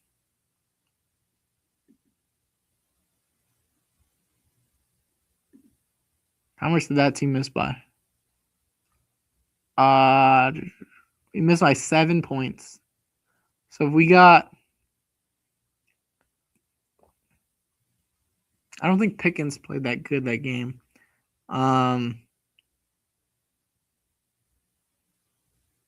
Of course, AJ Barner didn't play as well. I think this last game we had Darnell Mooney hasn't played good, but this team was in third place because a better player. Like, you have to think of it in the upside in that way. Jacoby Myers was on that team. Amarian Hampton, if we had this team going in, like we had a Javonte Williams team going through, 4 tight end, 3 quarterback.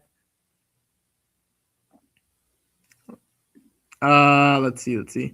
So the first place team, or my best team, Josh Allen, Caleb Williams. Like I said, that this is the Bills team that I thought, just hedging against my portfolio, basically. We have Kyron, Swift, Dobbins, Braylon Allen dead, Rico Dowdle, and Dylan Sampson team. Cool. Nico Collins, a guy that I was more in on last year than this year, because of the rookies that are coming on, like Higgins and maybe Knoll. AJ Brown, Zay Flowers, Rome Odunze, Darnell Mooney, Romeo Dubs, and Troy Franklin. And then at tight end, we have Colston Loveland and Dalton Kincaid and Mike Gesicki. So there's players that hit every week, basically. I have 1-0 Braylon Allen on this team. But every player has hit. Caleb and Josh Allen, Kyron and DeAndre Swift, J.K. Dobbins and Dowdle and Sampson. Mooney even hit, man. Dobbs is not hitting, but he could, of course, hit. And Troy Franklin was able to hit. Colston Loveland is coming on. Yeah, this team is fun. That team is fun, man. Next team. But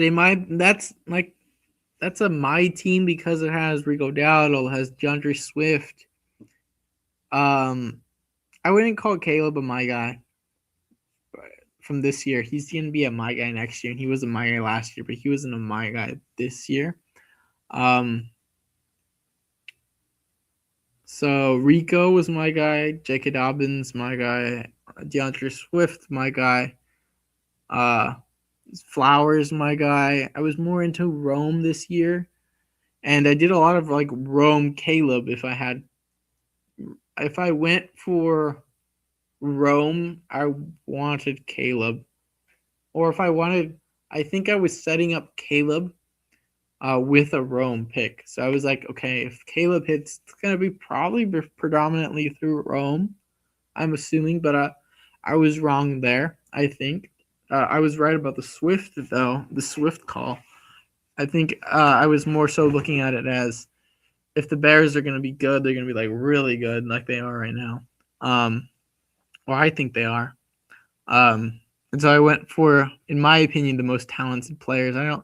I thought Luther Burton was going to have a little bit like a slower pace, but he is coming on now. And so would I trade like Burton for like Darnell Mooney on this team? Hell yeah. But I mean, I don't know if I get in, you know? Let's see the draft board actually. Yeah, I'm at 178. So like the team with like this team has more hits, I think. Maybe. Daniel Jones.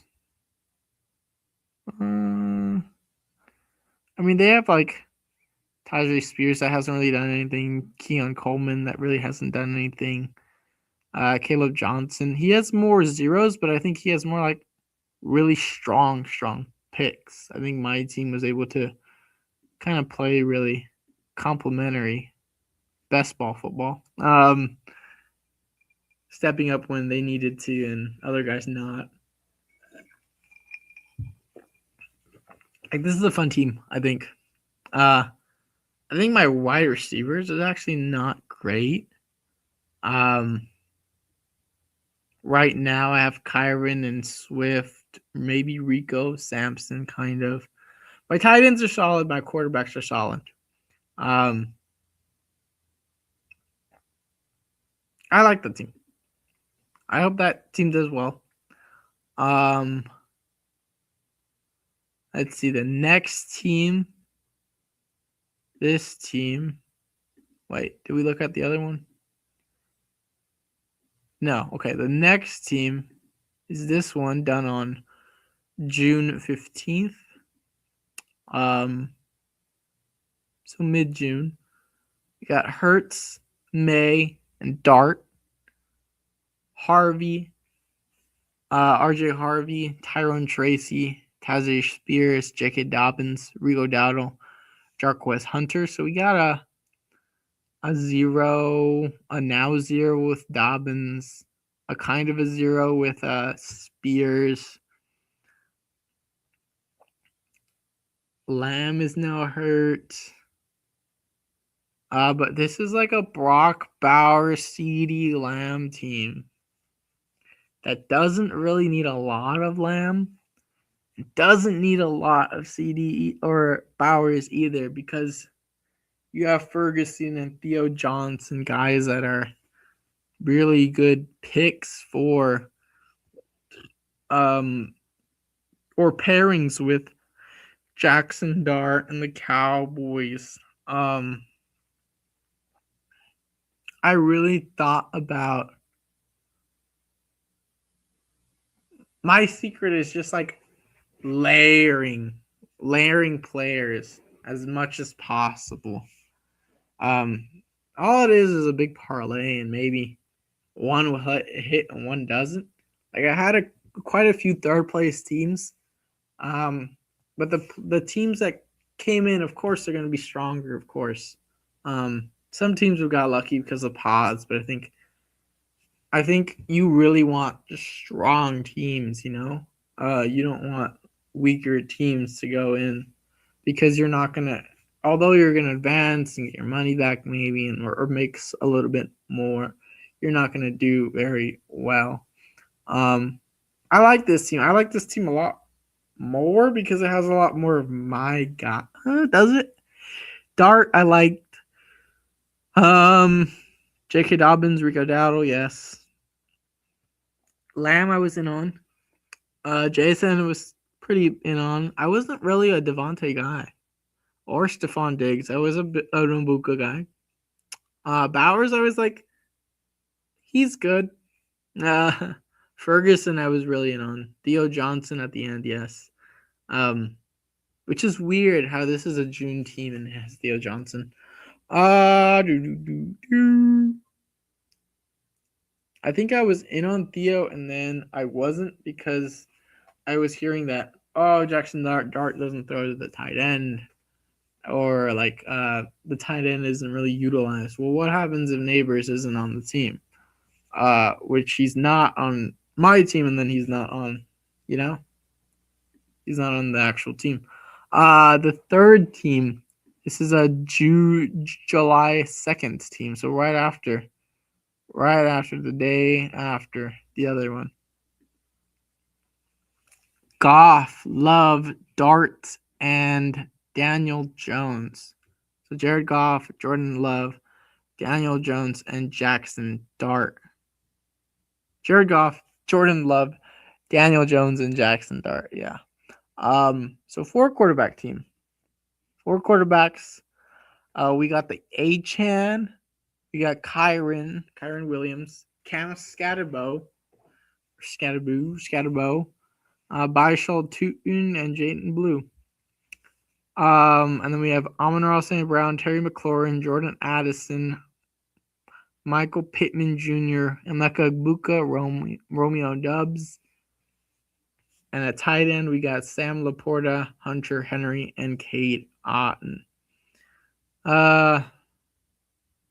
This team is weird. So we got a lot of points through quarterback because we loaded quarterback. And so I did a lot of I think I did a couple of these 4 quarterbacks teams. I think actually 4 tight end is a little bit better. Maybe. Actually, maybe 4 tight end is better. Or 4 quarterback is better than 4 tight end because I think their ceiling is a bit higher in 4 tight end. I mean, in 4 quarterback. I got the 5 running backs, so my quarterbacks were pulled lower in the round. I went an Acre wide receiver with Amon-Ra. Then I went to a double anchor running back build with Achane and Kyren. And then I backfilled it with wide receivers with Terry. Terry not being with Daniel John, Jayden Daniels is very interesting. I think he was probably just drafted really low at the time. Jordan Addison, Michael Pittman Jr. Jordan Addison dropping because of his suspension and all that good stuff. And then Michael Pittman Jr. and Egbuka, Romeo Dubs. Dubs playing good in the beginning of the year when Terry was out and when Addison was out. Like, those guys not playing the entire year and my team doing pretty good for itself. This team is, like I said, weaker than the other teams, you can tell, which is why its ranking is weaker. The other 2 teams, but it does have some huevos, I think, and can come on strong. Maybe it could be just hitting its peak right now in the fantasy playoffs.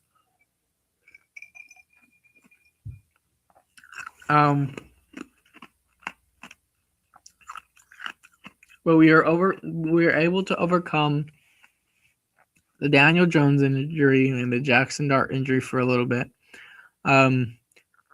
We were able to overcome the Jayden Blue miss, and Cam Scatterbo hit a little bit better. Tootin was able to not do a lot on this team. Like I said, there's just many ways. It's like a track team. There's many ways to get a little bit incrementally better. But also it is a football team, whereas like some of these players are correlated with others, like Daniel Jones and Michael Pittman, Goff, and Sam Laporta and Amon-Ra. Then you have your Love and Dubs. Yeah, that's a good team. I like it.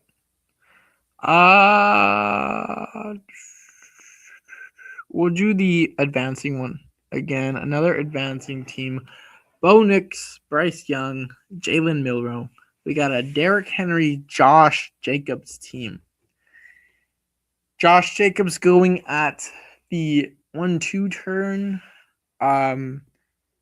Or Derrick Henry going up the 1-2 turn. Josh Jacobs more or less going up the 2-3 turn. So I pulled up Josh Jacobs. I forgot that I had Swift on this team. I know I had Swift on this team because I was really cheering for this team. But man, Tucker Kraft of this team would have been awesome. And if I had Flowers on this team, whoo! But this team was fun. This team was fun. When I drafted it, it was at the end of the board. You don't see a lot of this. And this had to deal with CMC going in the second round. Like I like Brian Thomas, so at the time I was like, dang, this guy's getting Brian Thomas and Amon-Ra. This guy got the Bowers Gene T. Two good players, not a good situation. Really, this guy just took Justin Herbert up here? I know this happened, but I didn't remember it was at this draft. That was funny. What else? This guy took Malik Neighbors super high. Yeah, the guy that came in back of me got Bijan Achane Bucky, which is awesome. I mean, JMO's coming on for me finally for this team. And this is a team that we really needed actually wide receiver production. But because we had 3 good running backs, we really didn't need a fourth wide receiver to hit great. And then we had our 2 rookies, Egbuka and Tet, on this team. And then we had Pickens coming all the way back to me in the late 5th. I mean, this is a fun team, man. If I were to, this team could still hit with Sam Darnold not playing in week 17 if the Seahawks get eliminated from the playoffs if we don't do anything week 16 versus the Rams.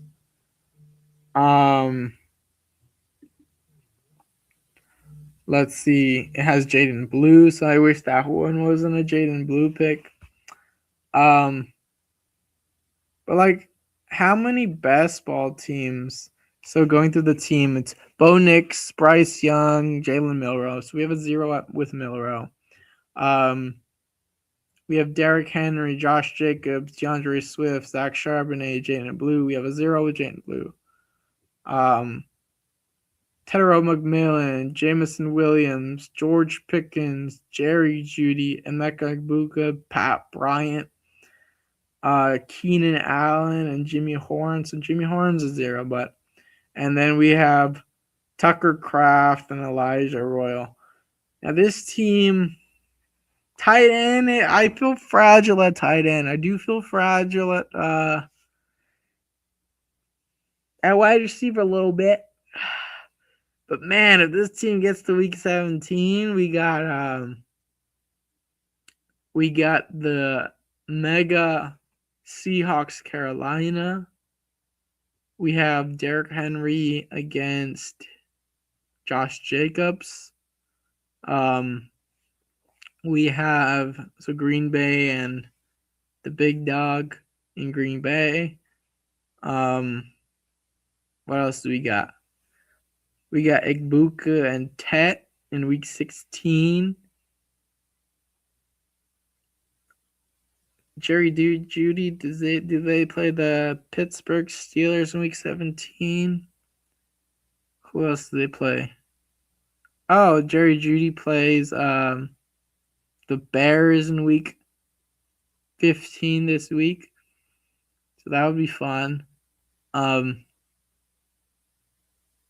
Who knows? Jimmy Horn maybe producing for us.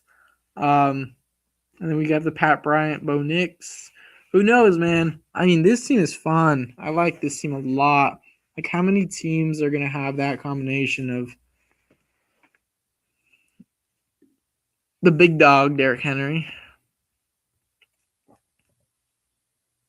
and then who else?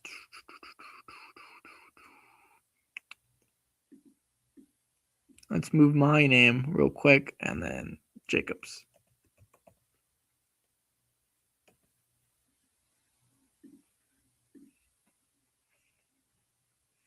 $794 best ball teams that were drafted with those two players in Best Ball Mania.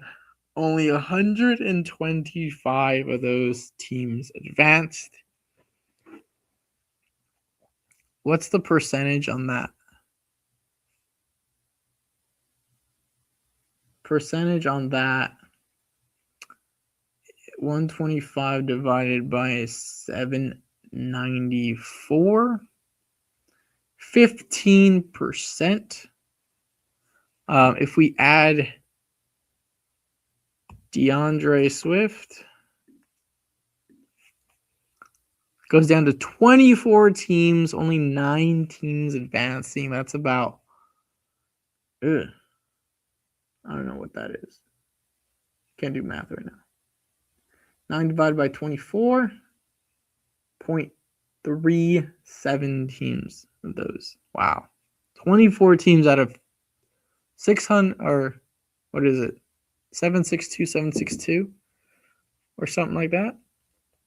That's crazy. And then if you got Pickens also,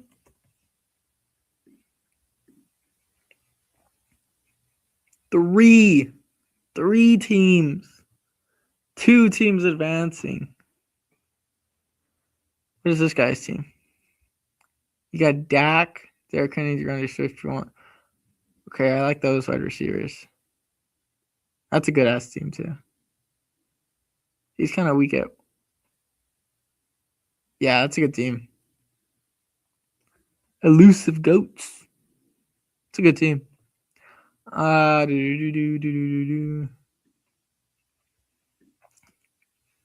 Let's see. Yeah, 672, 672. My name. Let's go back to this team. This is another team. Nope, that's the team we looked at. The next team. Team 1, 2, 3, 4. Team 5. Ranked 800, 8,700, 123. 87,123rd.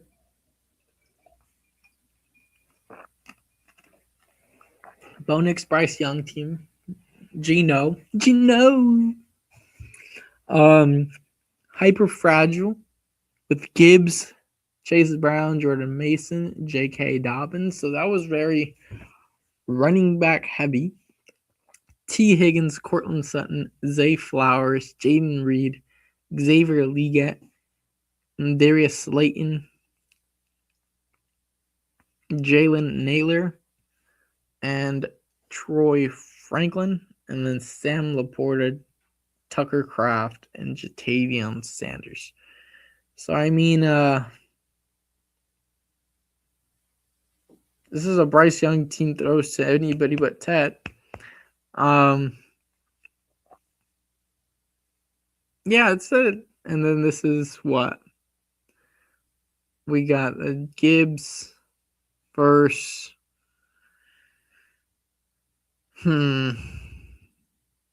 Naylor, week 17. Flowers by himself. I mean, this team won't go far.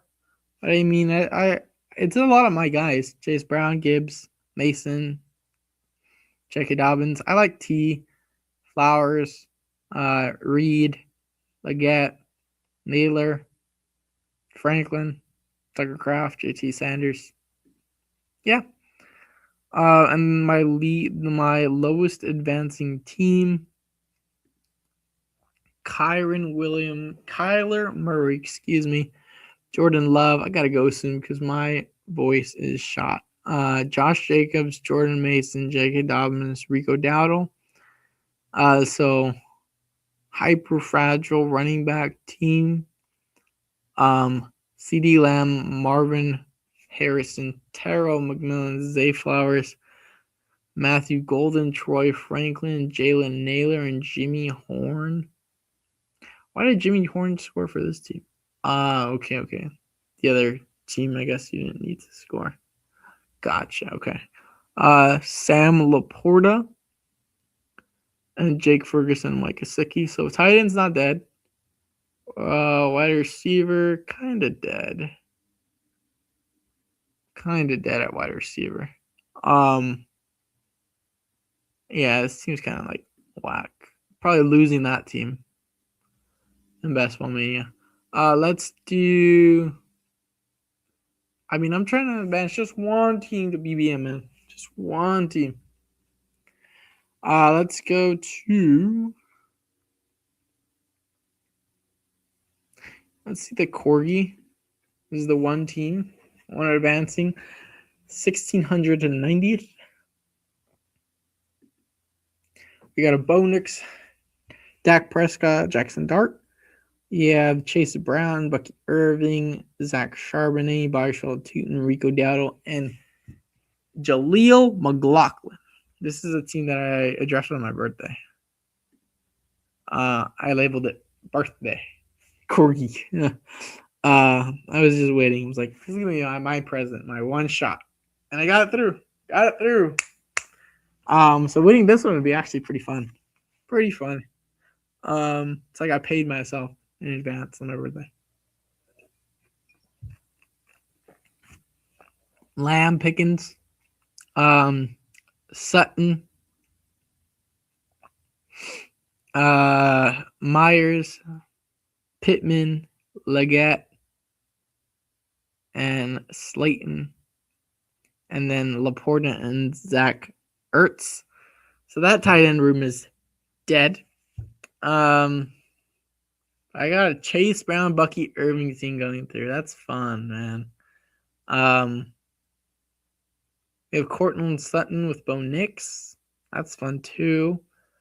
We have Dak Prescott double stack. We have a little bit of Bryce Young on here without Bryce. So if Rico cooks and then Leggett gets a couple touchdowns, we got that. We got Dart stacked with Slayton. We have Jaleel McLaughlin with Bo Nix too as well. It's fun. That's a fun team. Rooting for that team. I'm also rooting for my puppy team. I gotta show you guys this team with elite. What was it, puppy 2? With elite tight end capabilities. I don't know which one. It's not labeled on here anymore. Let's see. But it has like 4 tight ends. And they're good ass tight ends too.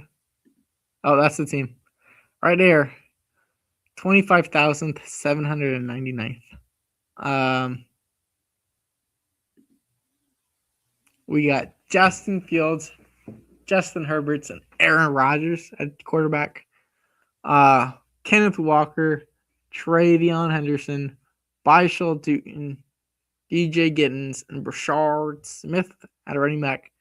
Puka Nacua, AJ Brown, Terrell McMillan, Khalil Shakir, Emeka Egbuka, and Keenan Allen at wide receiver. And then at tight end, Trey McBride, Tucker Kraft, Jake Ferguson, and Jonnu Smith. Imagine a 4 tight end team that thick at tight end winning. Gosh. From the one hole? No, I didn't draft this from the one hole.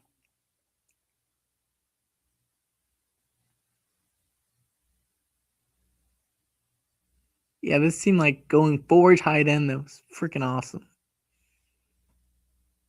Maybe I did. No, I didn't draft this team from the one. Yeah, that's a fun team though. I don't have enough firepower at running back, and now that I lost Tucker Kraft with this team, I don't think tight ends as good. My wide receivers maybe are okay. Actually, I'm pretty good at wide receiver. But bad. Herbert better get healthy, man. I need that guy. That's a fun puppy. Let's see who else on this squad. We have a Brock Purdy, CMC, Bucky Irving team. That's fun. Sean Tucker scoring for this team. My one Devontae Adams team, probably. George Pickens, Debo, Ayuk, Leggett, Jalen McMillan. What's up, dude? Jalen Coker on this team. Cool. Colston Loveland on this team. Nice. That's a fun team. Chuba Hubbard. My best puppy on this team, my best puppy for this one is a Bo Nix Geno Smith Jackson Dart with running backs Bijan, Chase Brown, DeAndre Swift, and Byshel Tootin. And then T. Higgins, Cortland Sutton, Zay Flowers, Jacoby Myers, Michael Pittman Jr., Pat Bryant, Darius Slayton, and Franklin, and then Tucker Kraft, Isaiah Likely, Jake Ferguson. Ooh, we got a Saquon team. A Saquon team with Trey McBride and Tucker Kraft. Man, this team would be good. We have T. Higgins, George Pickens, Dave Flowers, Myers, Quentin Johnson, Naylor, Tutu Atwell, Jalen Lane, and Jalen Noel on this team. Saquon, Swift, Mason, and Blue. Wow. With Dak and Justin Herbert. That's a fun team.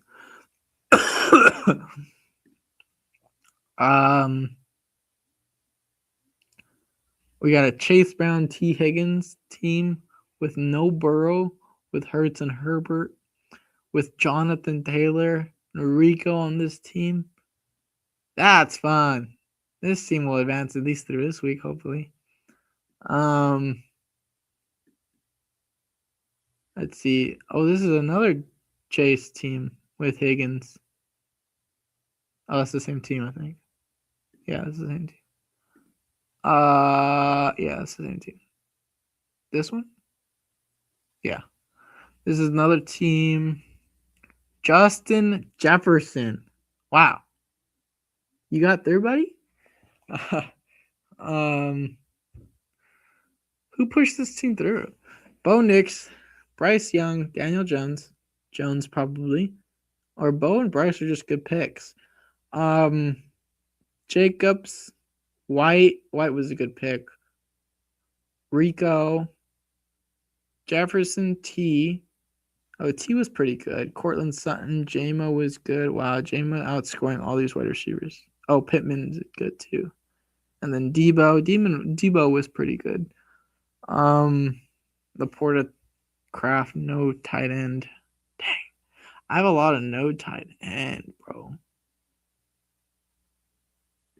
Saw that team. This team. Ew, we have a Cooper Kupp and Alec Eilmanor team going there with Worthy. Ugh, gross. Okay. We have naked JJ McCarthy. Oh, wait, Addison. Okay. JJ McCarthy and Addison. Rogers. Naked. Oh, Warren. War and Cam Ward with who? Eilmanor. Okay. Josh Jacobs, Jalen Warren, J.K. Dobbins, Kyle Monangai, and Brashard Smith. And then we have Jamar, Chase, Worthy, Pickens, Addison, Debo, Kupp, Alec Eilman, Trey McBride, Jake Ferguson, John New. Pretty good. It's probably my only cup team. I wasn't a cup guy. That's a good team too. Oh, I gotta pee again. Okay, guys. I think that's it, really. I'll show you guys maybe. Man, I gotta go pee again. Oh, let's see. Marathon, no. Superflex, no. Yeah, I got. Give me a second. Oh.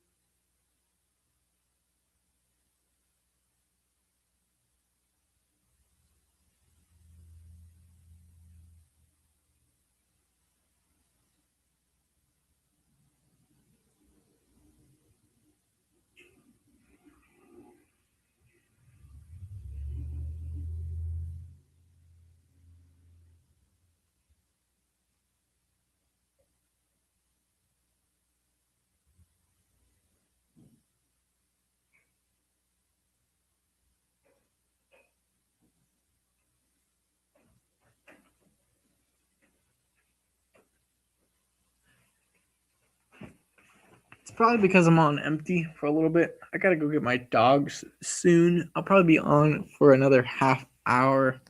I went through 2 cups of waters, probably. And like I said, I'm on empty. That's why. Let's see. Let's see my sprint team. What's on my sprint?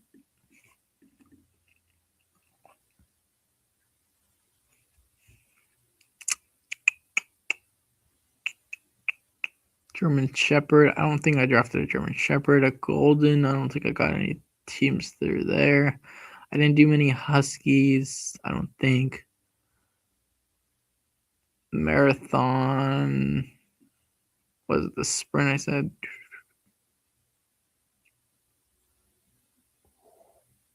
The sprint. Got 1 sprint team. 15,042nd. Pretty good. Sprint team is Josh Allen with JJ McCarthy. JJ never scored. Christian McCaffrey, Bucky Irving, Zach Charbonnet, Rico Dowdle, Jadon Blue, Jameson Williams, Devontae Smith, Deebo Samuel, Jordan Addison, Christian Kirk, Romeo Dubs, Quentin Johnson, and Jalen Royals, Travis Kelce, Tavion Sanders, AJ Barner. This seems very weird. I like JJ. I wasn't a big Allen guy. I was even with CMC, although I do like him. Bucky, I like that cost, I think. Charbonnet, I was in on kinda. My running backs, I would say, yeah, for the most part. Jameson, my wide receivers are really weird. I was a Deebo guy this year. I was an Addison guy this year. I was a Quentin Johnson guy for a little bit. I was a Royals guy early. Yeah, I wasn't a Devontae Smith guy. This looks like a Mason Dodd team without the Warner.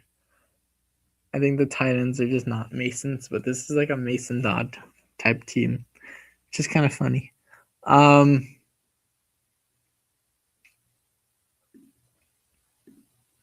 Schnauzer. I got a couple Schnauzers. Wow. 2,782nd place. The Schnauzer. Caleb Goff. Love. Gibbs, Jacobs, Audric Estimate. Wow. Tyler Algier, Jordan Mason, JSN, JMO, Flowers, Reed, Luther Burton. Wow. Kayshon Boutte, and Jimmy Horn. Dalton Kincaid, Hunter Henry, Mike Gesicki. Only like 2 zeros on this team. That's pretty good. Pretty good team. I like that team. That seems pretty interesting.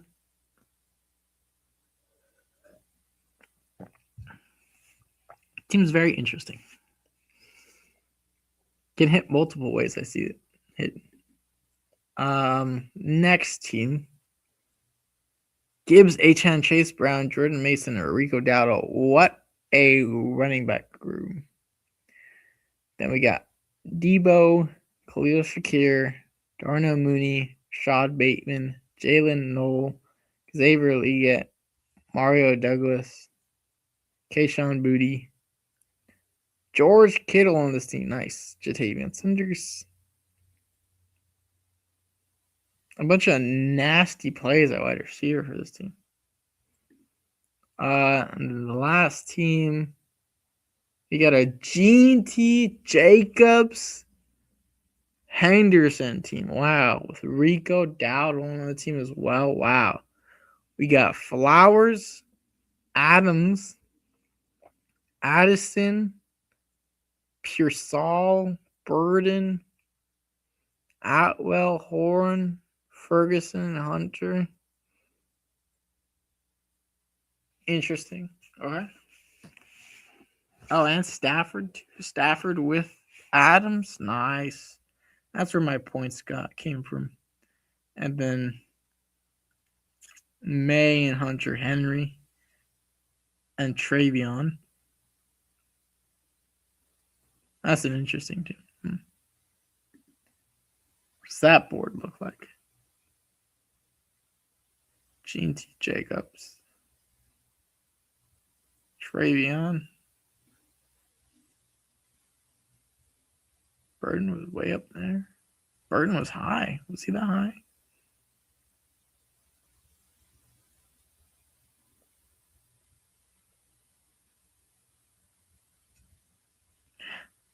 That board has a lot of misses actually for me.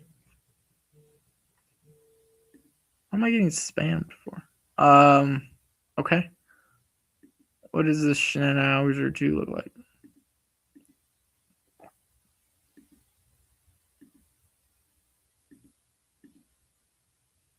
Passed 3 teams in. A Darnold team. Hampton. Gibbs. Wow. Rashee Rice. JSN. Pickens. Jerry Jeudy.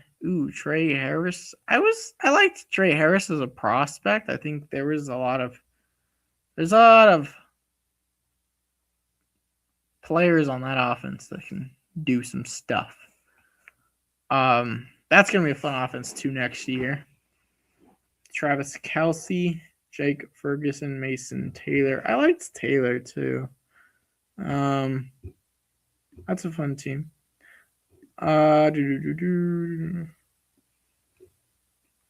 Puka, Rashee Rice, JSN, Tet, Reed, Horton, Burton.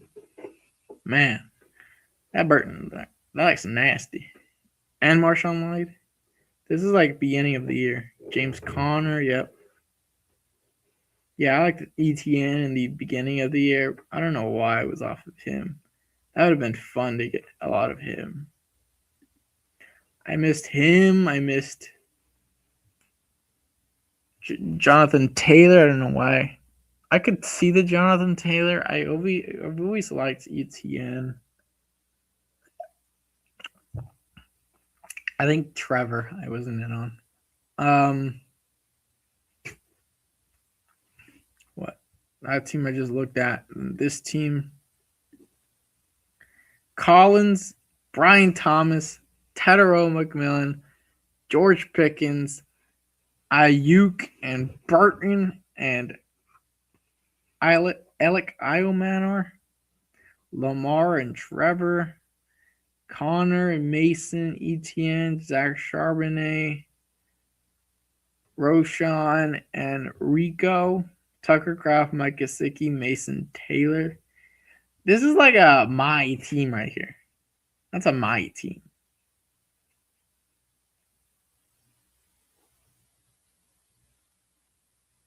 That's like a my team.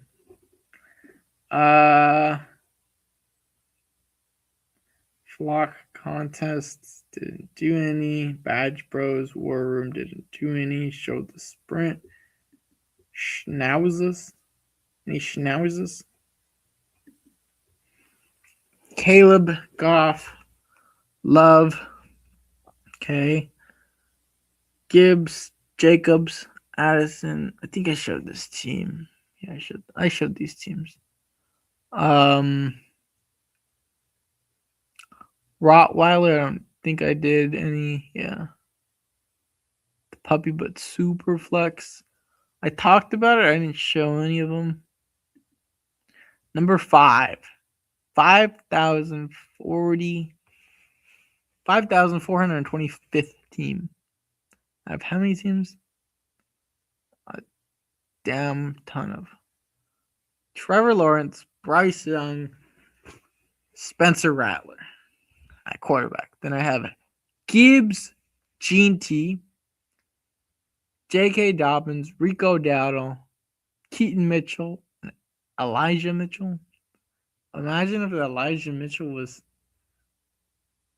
Kareem Hunt. God, this team would be awesome. JSN, Ted McMillan, Travis Hunter, Rome Odunze, Stephon Diggs, Mecca Buka, and Michael Pittman Jr. Then we have Dallas Goedert, Brendan Strange, Chico Quanko, AJ Barner. Wow. That's a fun team.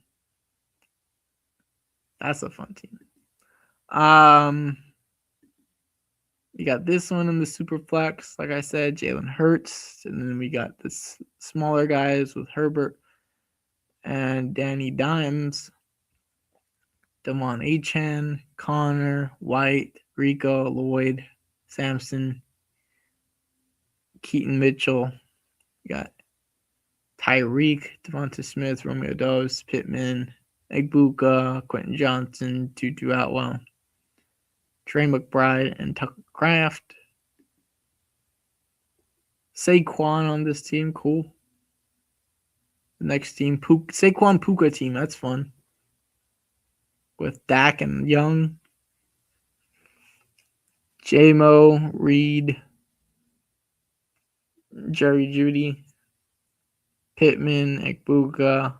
I was a Jerry Jeudy guy this year over Olave.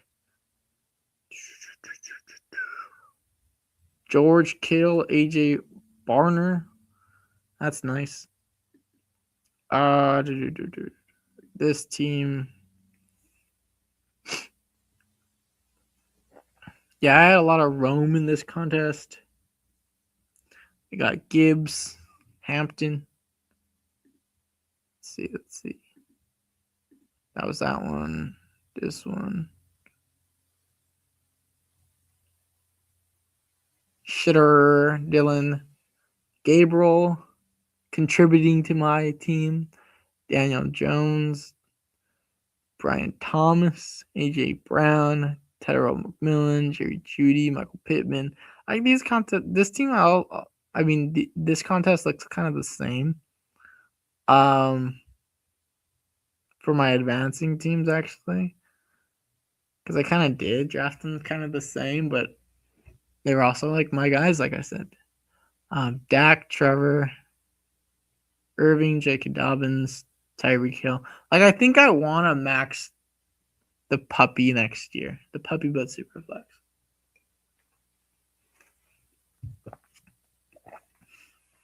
Lamb, Tyreek, Jackson Smith and Jigba, George Pickens, Rome Odunze, Stephon Diggs, Chris Godwin, interesting. My probably only Chris Godwin team. AJ, Barner, Ferguson, Jonnu.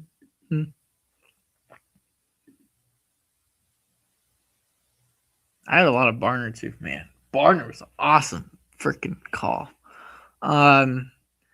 Lamb, Brown, or Lamb, Brian Thomas, Tet, Rome, Stephon Diggs, Thielen, Dubs, Adonai, CMC with Henderson, J.K. Dobbins, Rico Dowdle. So we got Aaron Rodgers on this team, Daniel Jones with Bryce Young. God, that's nice. That's nice to see.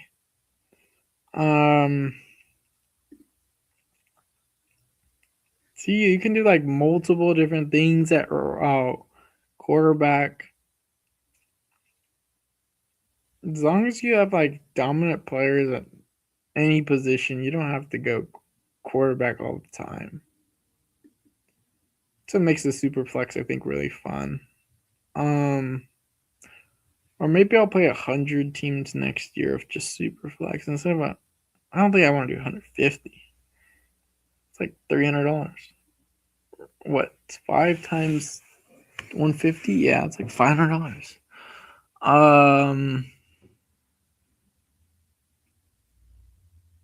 That's fun. AJ Brown, Rashard, Rashee Rice, JSN, Stephon Pittman. Like I said, Pittman was just like a instant click for me in this contest, as well as Dowdle and my boy Rattler. Look at this quarterback room: Bo Nix, Spencer Rattler, Dylan Gabriel, Jameson Winston, and Drew Lock. A Drew Lock freaking team. You got Gibbs, Hampton, Travion, J.K. Dobbins, Jaden Blue. The Jaden Blue Jarquez Hunter is not fun. I wish I had Rico on this team. Man, Rico Dowdle on this team would be a killer. Freaking killer on this team.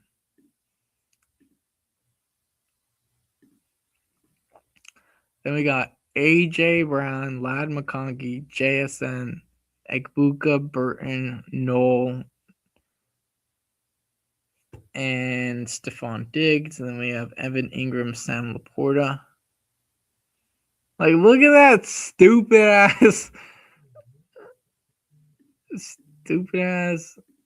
quarterback room. Bo Nix. And just say, fuck it. Someone's down there. Rattler, Gabriel, Jameson. Gabriel Jameson gave me something. Rattler gave me something. Drew Lock. Like, imagine Drew Lock being freaking Rudolph. God. Oh my God, that'd be funny. Or like Mac Jones. Like, there is backups that are going to play next year, guys. Get in the super flex. Learn how to play the super flex.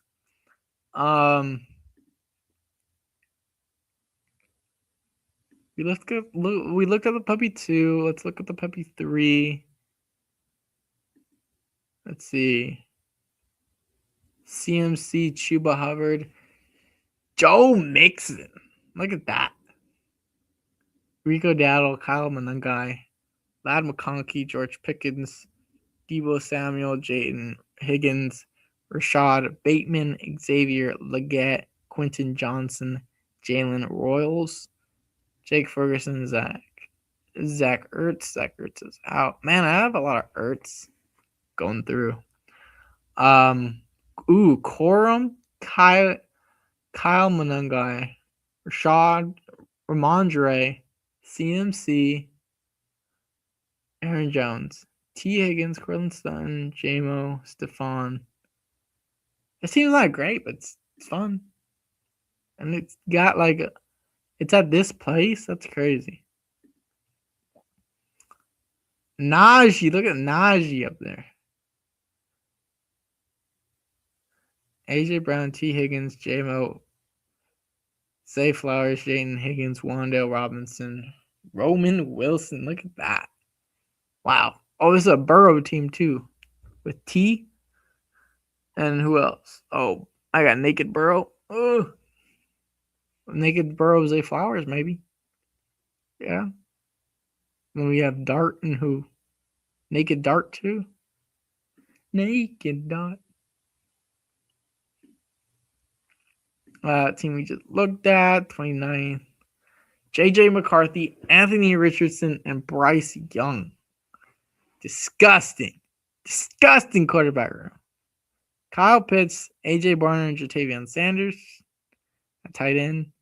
We got CMC, Bucky Irving, RJ Harvey, Braylon Allen, and Rico Dowdle. Jackson Smith and Njigba, Terrell McMillan, Rashee Rice, Jordan Addison, Ayuk Godwin, and Christian Kirk. How does that team make it to the playoffs? Oh my gosh. That is gross.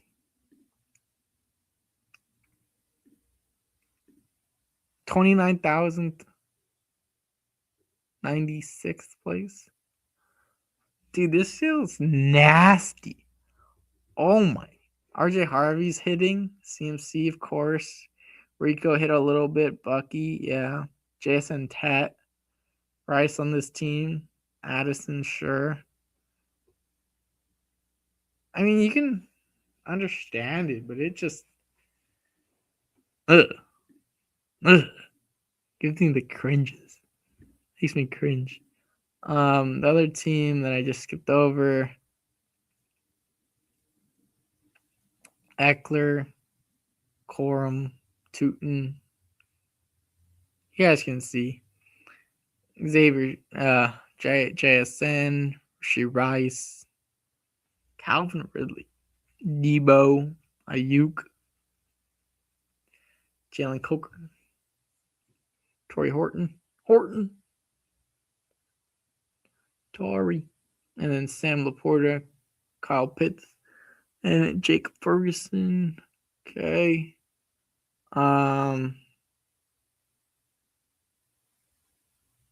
So Bowers team, Bowers CMC team with Purdy. That looks nice. Ayuk on this team. Got a Pacheco team? Wow. Dowdle. Kincaid. Yep. T and Tet. Nice. Nice. And then the last team, Golden, Bateman, Coker. Wow, that's not fun. CMC, RJ Harvey, Baloo, Jerome Ford. Look at that. Huh. There's a fourth puppy, right? Yeah, that's a fourth puppy.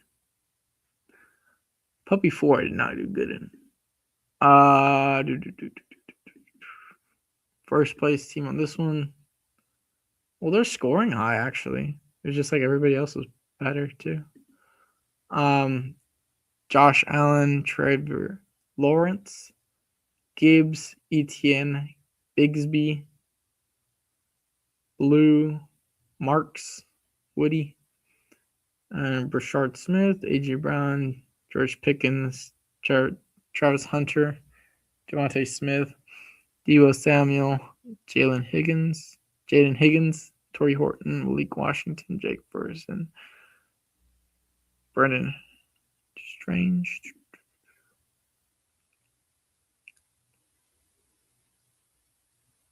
Ooh, a Garrett Wilson team. That's fun. This team's not dead. Caleb, Goff, Tua, Gibbs, Charbonnet, Woody, Giddens, Kyle Monengai, A.J. Brown, Garrett Wilson, Travis Hunter, Rome Odunze, Stephon Diggs, Jaden Higgins, Wandale Robinson, Malik Washington, Trey McBride, Colston Loveland. Okay. Let's see. Ooh, Christian Watson team. First Christian Watson team. No love though. Hurts and Allen. Ooh. Gibbs, Achan. That's nice too. Warren, Ray Davis, Byshal Tootin, Travis Hunter, Debo Samuel, Jacoby Myers, Jaden Higgins, Wando Robinson, Malik Washington, Christian Watson, Pat Bryant, and Christian Kirk, and Dalton Kincaid and Jatavion Sanders. That's a weird team. And then this team is Jalen Hurts, Jackson Dart, Trevor Lawrence, Christian McCaffrey, Trevion, Tyron Chase, Woody Marks, Rico Dowdle, DJ Gittins, AJ Brown, Lon McConkey, Travis Hunter, Debo Samuel, Jordan Addison, Michael Pittman, Jalen Lane, Jake Ferguson, Jatavion Sanders. All right, cool. What else am I missing? Did I do a pug? I don't think I did a pug. I got one pug. Cool. 1,000 place, 898th. Nice. Herbert, Young, Dak, Prescott and Young, Jacobs, Chase Brown, Jordan Mason, Ramondre Stevenson, Rico Dowdle, CeeDee Lamb, George Pickens, Jacoby Myers, Shakir Leggett, Atwell, Dontavian Wicks, Jermaine Burton, George Pickens, Pat Freiermuth. Okay. I think I got a Pomeranian team. Yeah, the Palm is cool. I like this team. One Pomeranian team in the Palm 1 I drafted. 284th place. Banger of a team, I guess. Big Show. Trevor Lawrence, Jackson Dart, RJ Harvey, Cam Scadwood, Travis Etienne, Byshal Toot, and Rico Dowdle. Malik Neighbors. Imagine if I have Neighbors on this team. Gosh. AJ Brown, JSN, George Pickens, Rome Odunze, and Makabuka. Brennan Strange, Mike Gesicki, Jatavion Sanders, AJ Barner. Wow. That seems fun. The pointer. I think I did the pointer. I don't think I advanced any though. Palm 2. Palm 3. Palm 3, I have a couple teams. Man, my throat hurts though. Yeah, just like my guys on. I have quite a bit of. Ooh, Tyler Warren team with Brian Thomas and Devontae Adams. Ooh, and J-Mo. Wandale. Hunter Renfrow. And Christian Watson. That seems fun. That team looks live for sure.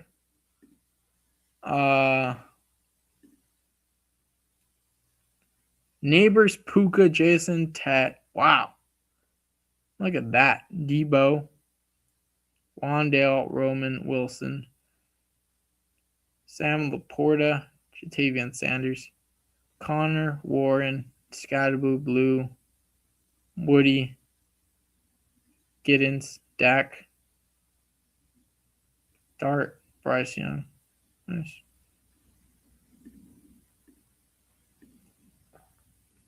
CMC, Josh Jacobs, J.K. Dobbins, Cam Scadaboo, Blue, Lamar Jackson, Jason, Dart. Man, I don't like this team. Oh, this is a. Hold on. That's a Josh Jacobs. Bring back Lamar and Andrews. Okay. I remember I did that once. What is this? Pomeranian 3. They got Mahomes on this team. Nice. We got a Mahomes-worthy team with Kelsey. Yeah, I remember doing that. With Cortland Sutton bring back. Rashard Smith too. Wow. This is all Patrick Mahomes team. RJ Harvey as well. Bring back. Yeah. With a big dog. With a big dog. Was that a big dog? Yeah, that was a big dog, huh? Yep, Derrick Henry. Rico Dowdle, too. Common guy. Golden's on this team. Worthy. Brian Thomas. This is what you call the Davis Magic team. Ja'Cory Krosky Merritt.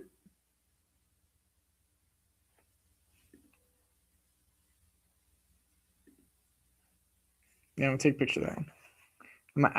I'm gonna at the guy. Davis Magic on that one. What else? The poodle. The poodle. The poodle doodle. 559th place. Wow. Gibbs Achan. Nice. Dobbins, Rico, Cortland Sutton, Romeo. Ugh. Juwan Jennings on this team. Gross. I do not have a lot of that guy. He might bite me in the butt in the playoffs. Hampton, Ladd with Herbert. Ooh. Got 4 tight end. This is not a fun 4 tight end team though. Mason Taylor, Chico Conco, Terrence Ferguson, Cole Kmet, Amon-Ra, Ladd, Tet, Odunze, Egbuka, Pittman. Those are my guys though. Hampton, Mason, J.K. Dobbins, Rico, and a dead Connor. Fun.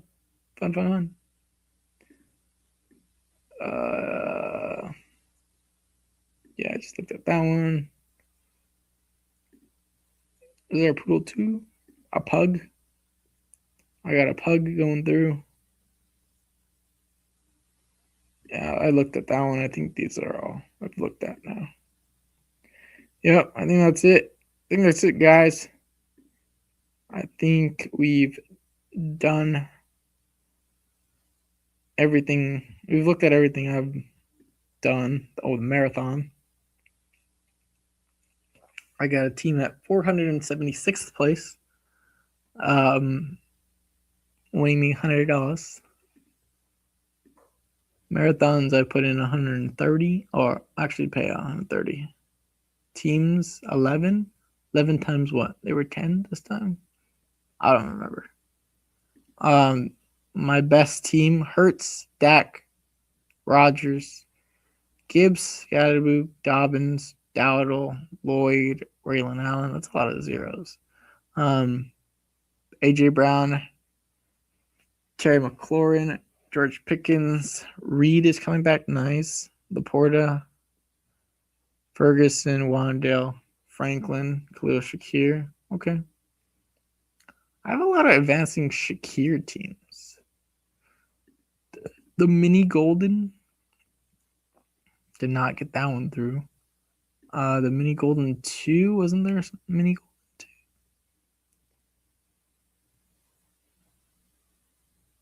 I don't remember. What else? Mini Schnauzer? Nope. Didn't do that one. Mastiff didn't do. Mini Schnauzer? No. Oh, the Dalmatians. Man, these are just the dollar ones. I don't care about those, really. My highest team? We'll look at the highest team.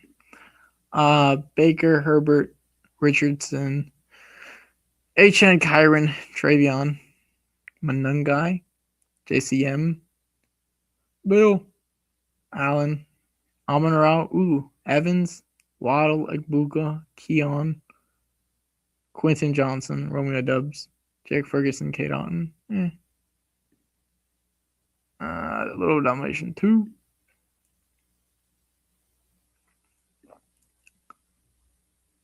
Shutter. Bigsby. Oh, cool.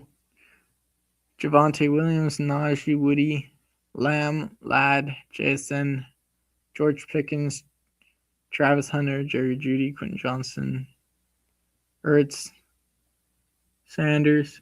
Man, what's gonna hurt me? It's not my wide receivers. I don't think it's not the. It's gonna be a tight ends, man. I have a lot of zeros at tight end already. I think that's it, guys. I think that is it.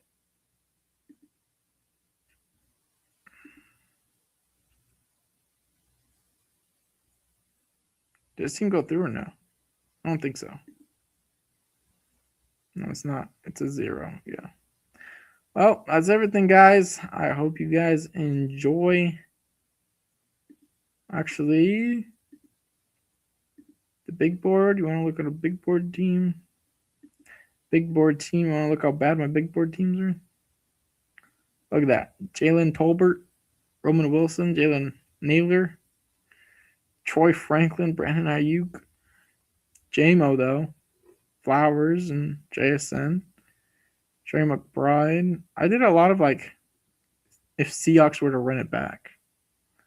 So I got Gino, JSN, and I think DK. I did a lot of DK Metcalf too. So see Walker, Hampton. Ooh, that's fun. Let's see. Jefferson, AJ Brown, Jason, J-Mo, Ibuka. Ooh, that's fun. And I drafted a lot of Cole Kmet. I remember that. Jason, Jatavian Sanders, okay, Milrow, Carthy. Okay, cool. And then the little board. Yeah, the little board. Let's see. Yeah, DK Metcalf, Olave, Ibuka. I liked Ibuka. I liked Warren too. I don't know why I was off Tyler Warren. Tucker Kraft. I think it was just where he played. Or where he ended up in the Colts offense. Damn, I can't think of his name now. Gibbs. Yeah, I'm tired, guys. Mason, Lloyd, White, Rico. Yeah. Well, if you guys enjoyed, actually, let's drop a quick pick 'em maybe for tonight's game. We're gonna do Hyder on Bijan. We're gonna do Mike Evans, Tuddy. We're gonna do Bake Show.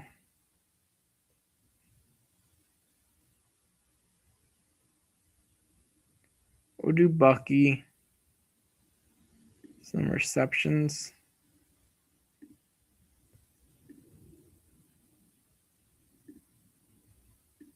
Receiving yards. And then we'll do what? We need a lower.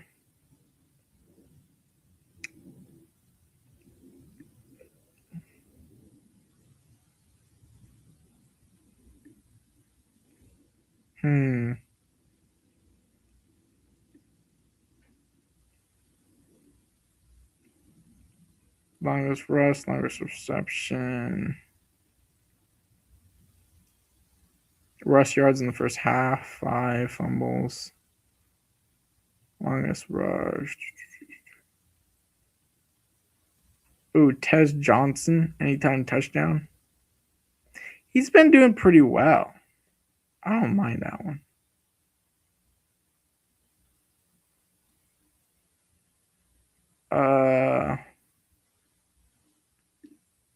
Big Show.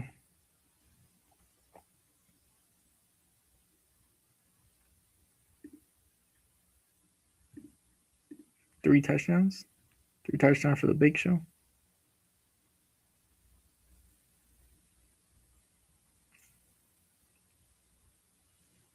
And what about Kirk O'Chains? Where's Kirk O'Chains? Kirk O'Chains passes.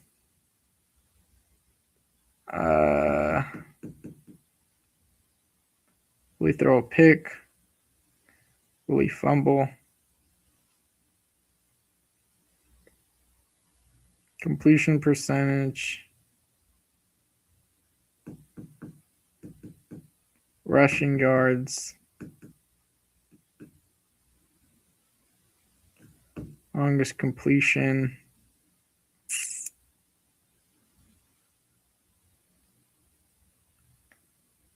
Rushing attempts.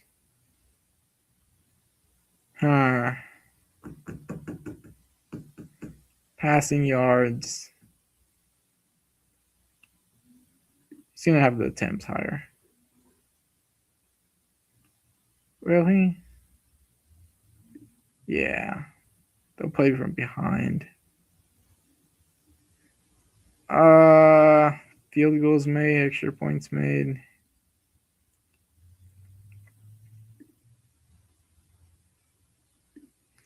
Each projection can only be used for once. Oh. I like to do 8. Just for the fun of it. Godwin. Oh, we're going to do a Buka long. I like his chances to do the longest reception.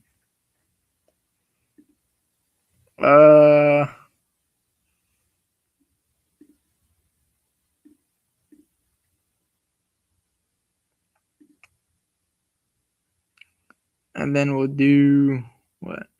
Or should we do?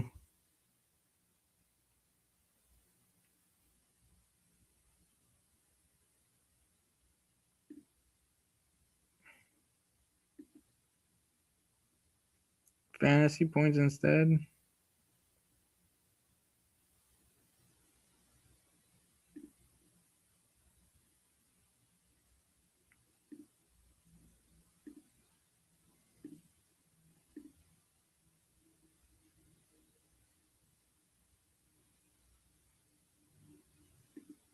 Oh, my Mayfield pick impacts that.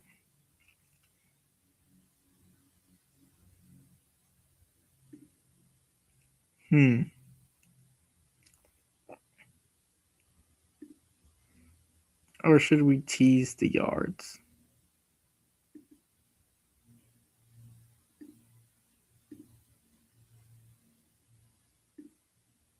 Man, what? What's going on? They like for me to do the touchdowns for Evans. We'll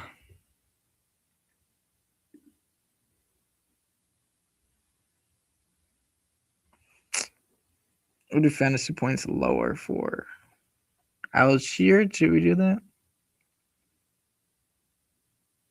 Do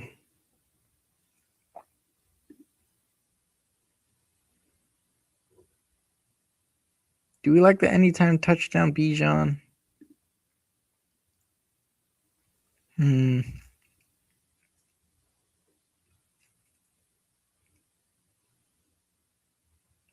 kind of like the targets more. Or the receptions.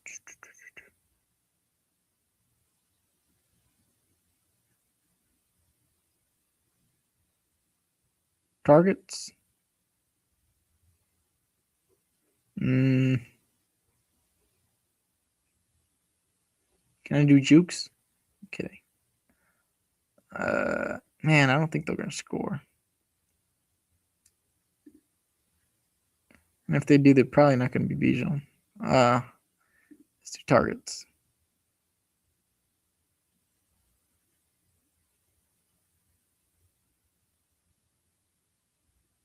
Oh, it's positively correlated with your such a goofy ass.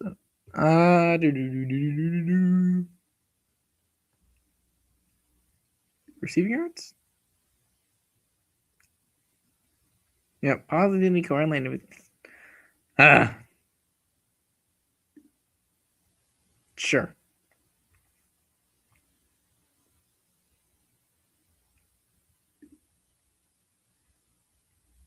Jalen McMillan. First quarter receptions. Lower. 9. Why is the standard so low? We're gonna boost it, dude. Boost it. Let's see.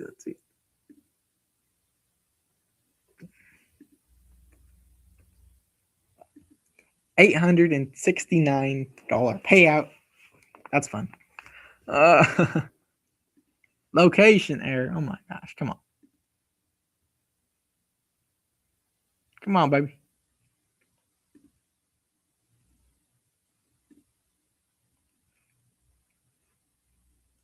Come on, baby.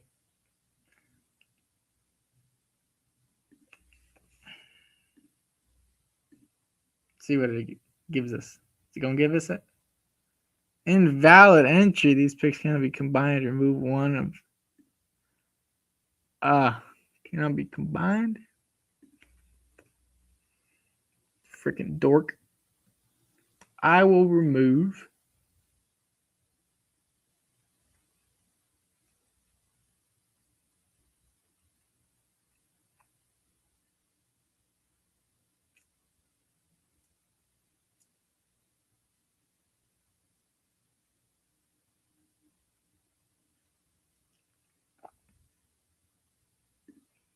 The anytime touchdown seems bad.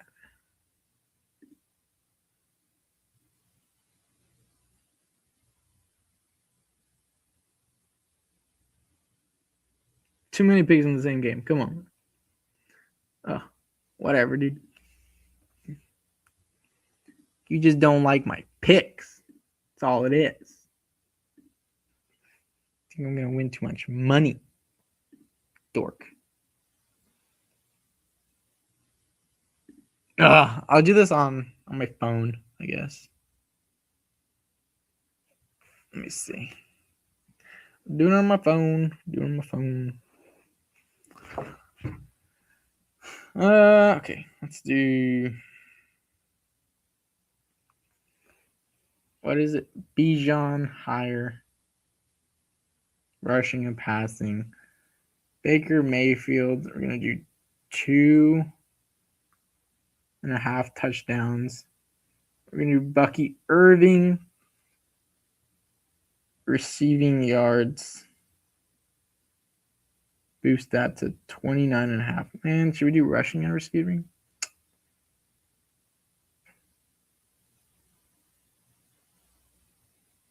Yeah, we're going to do 29.5 receiving yards.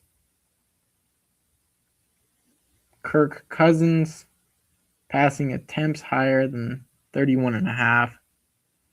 We're going to do the long 24.5 for Egbuka. Then we're going to do higher receiving touchdowns for Godwin, or Evans, I mean. And then we got one more. Oh, Johnson, huh? Tez Johnson, the big one. Rushing, receiving touchdown. That gives us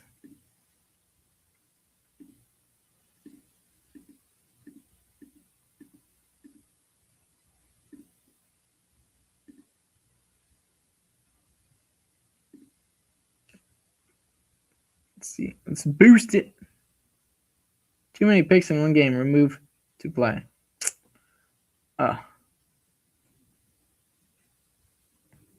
Who do I remove? I will remove. I'll remove Bucky, I guess. I'll move Bucky. I removed Bucky, guys. Should I do Bucky anytime touchdown?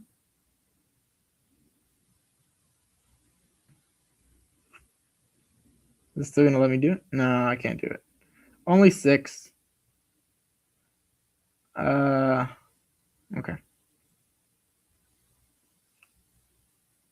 We're gonna flex it for $1 to win 303.95. These picks can't be combined? You're such a dork.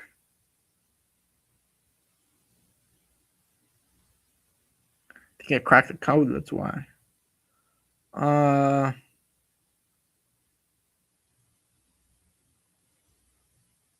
Whatever. I'll put it out.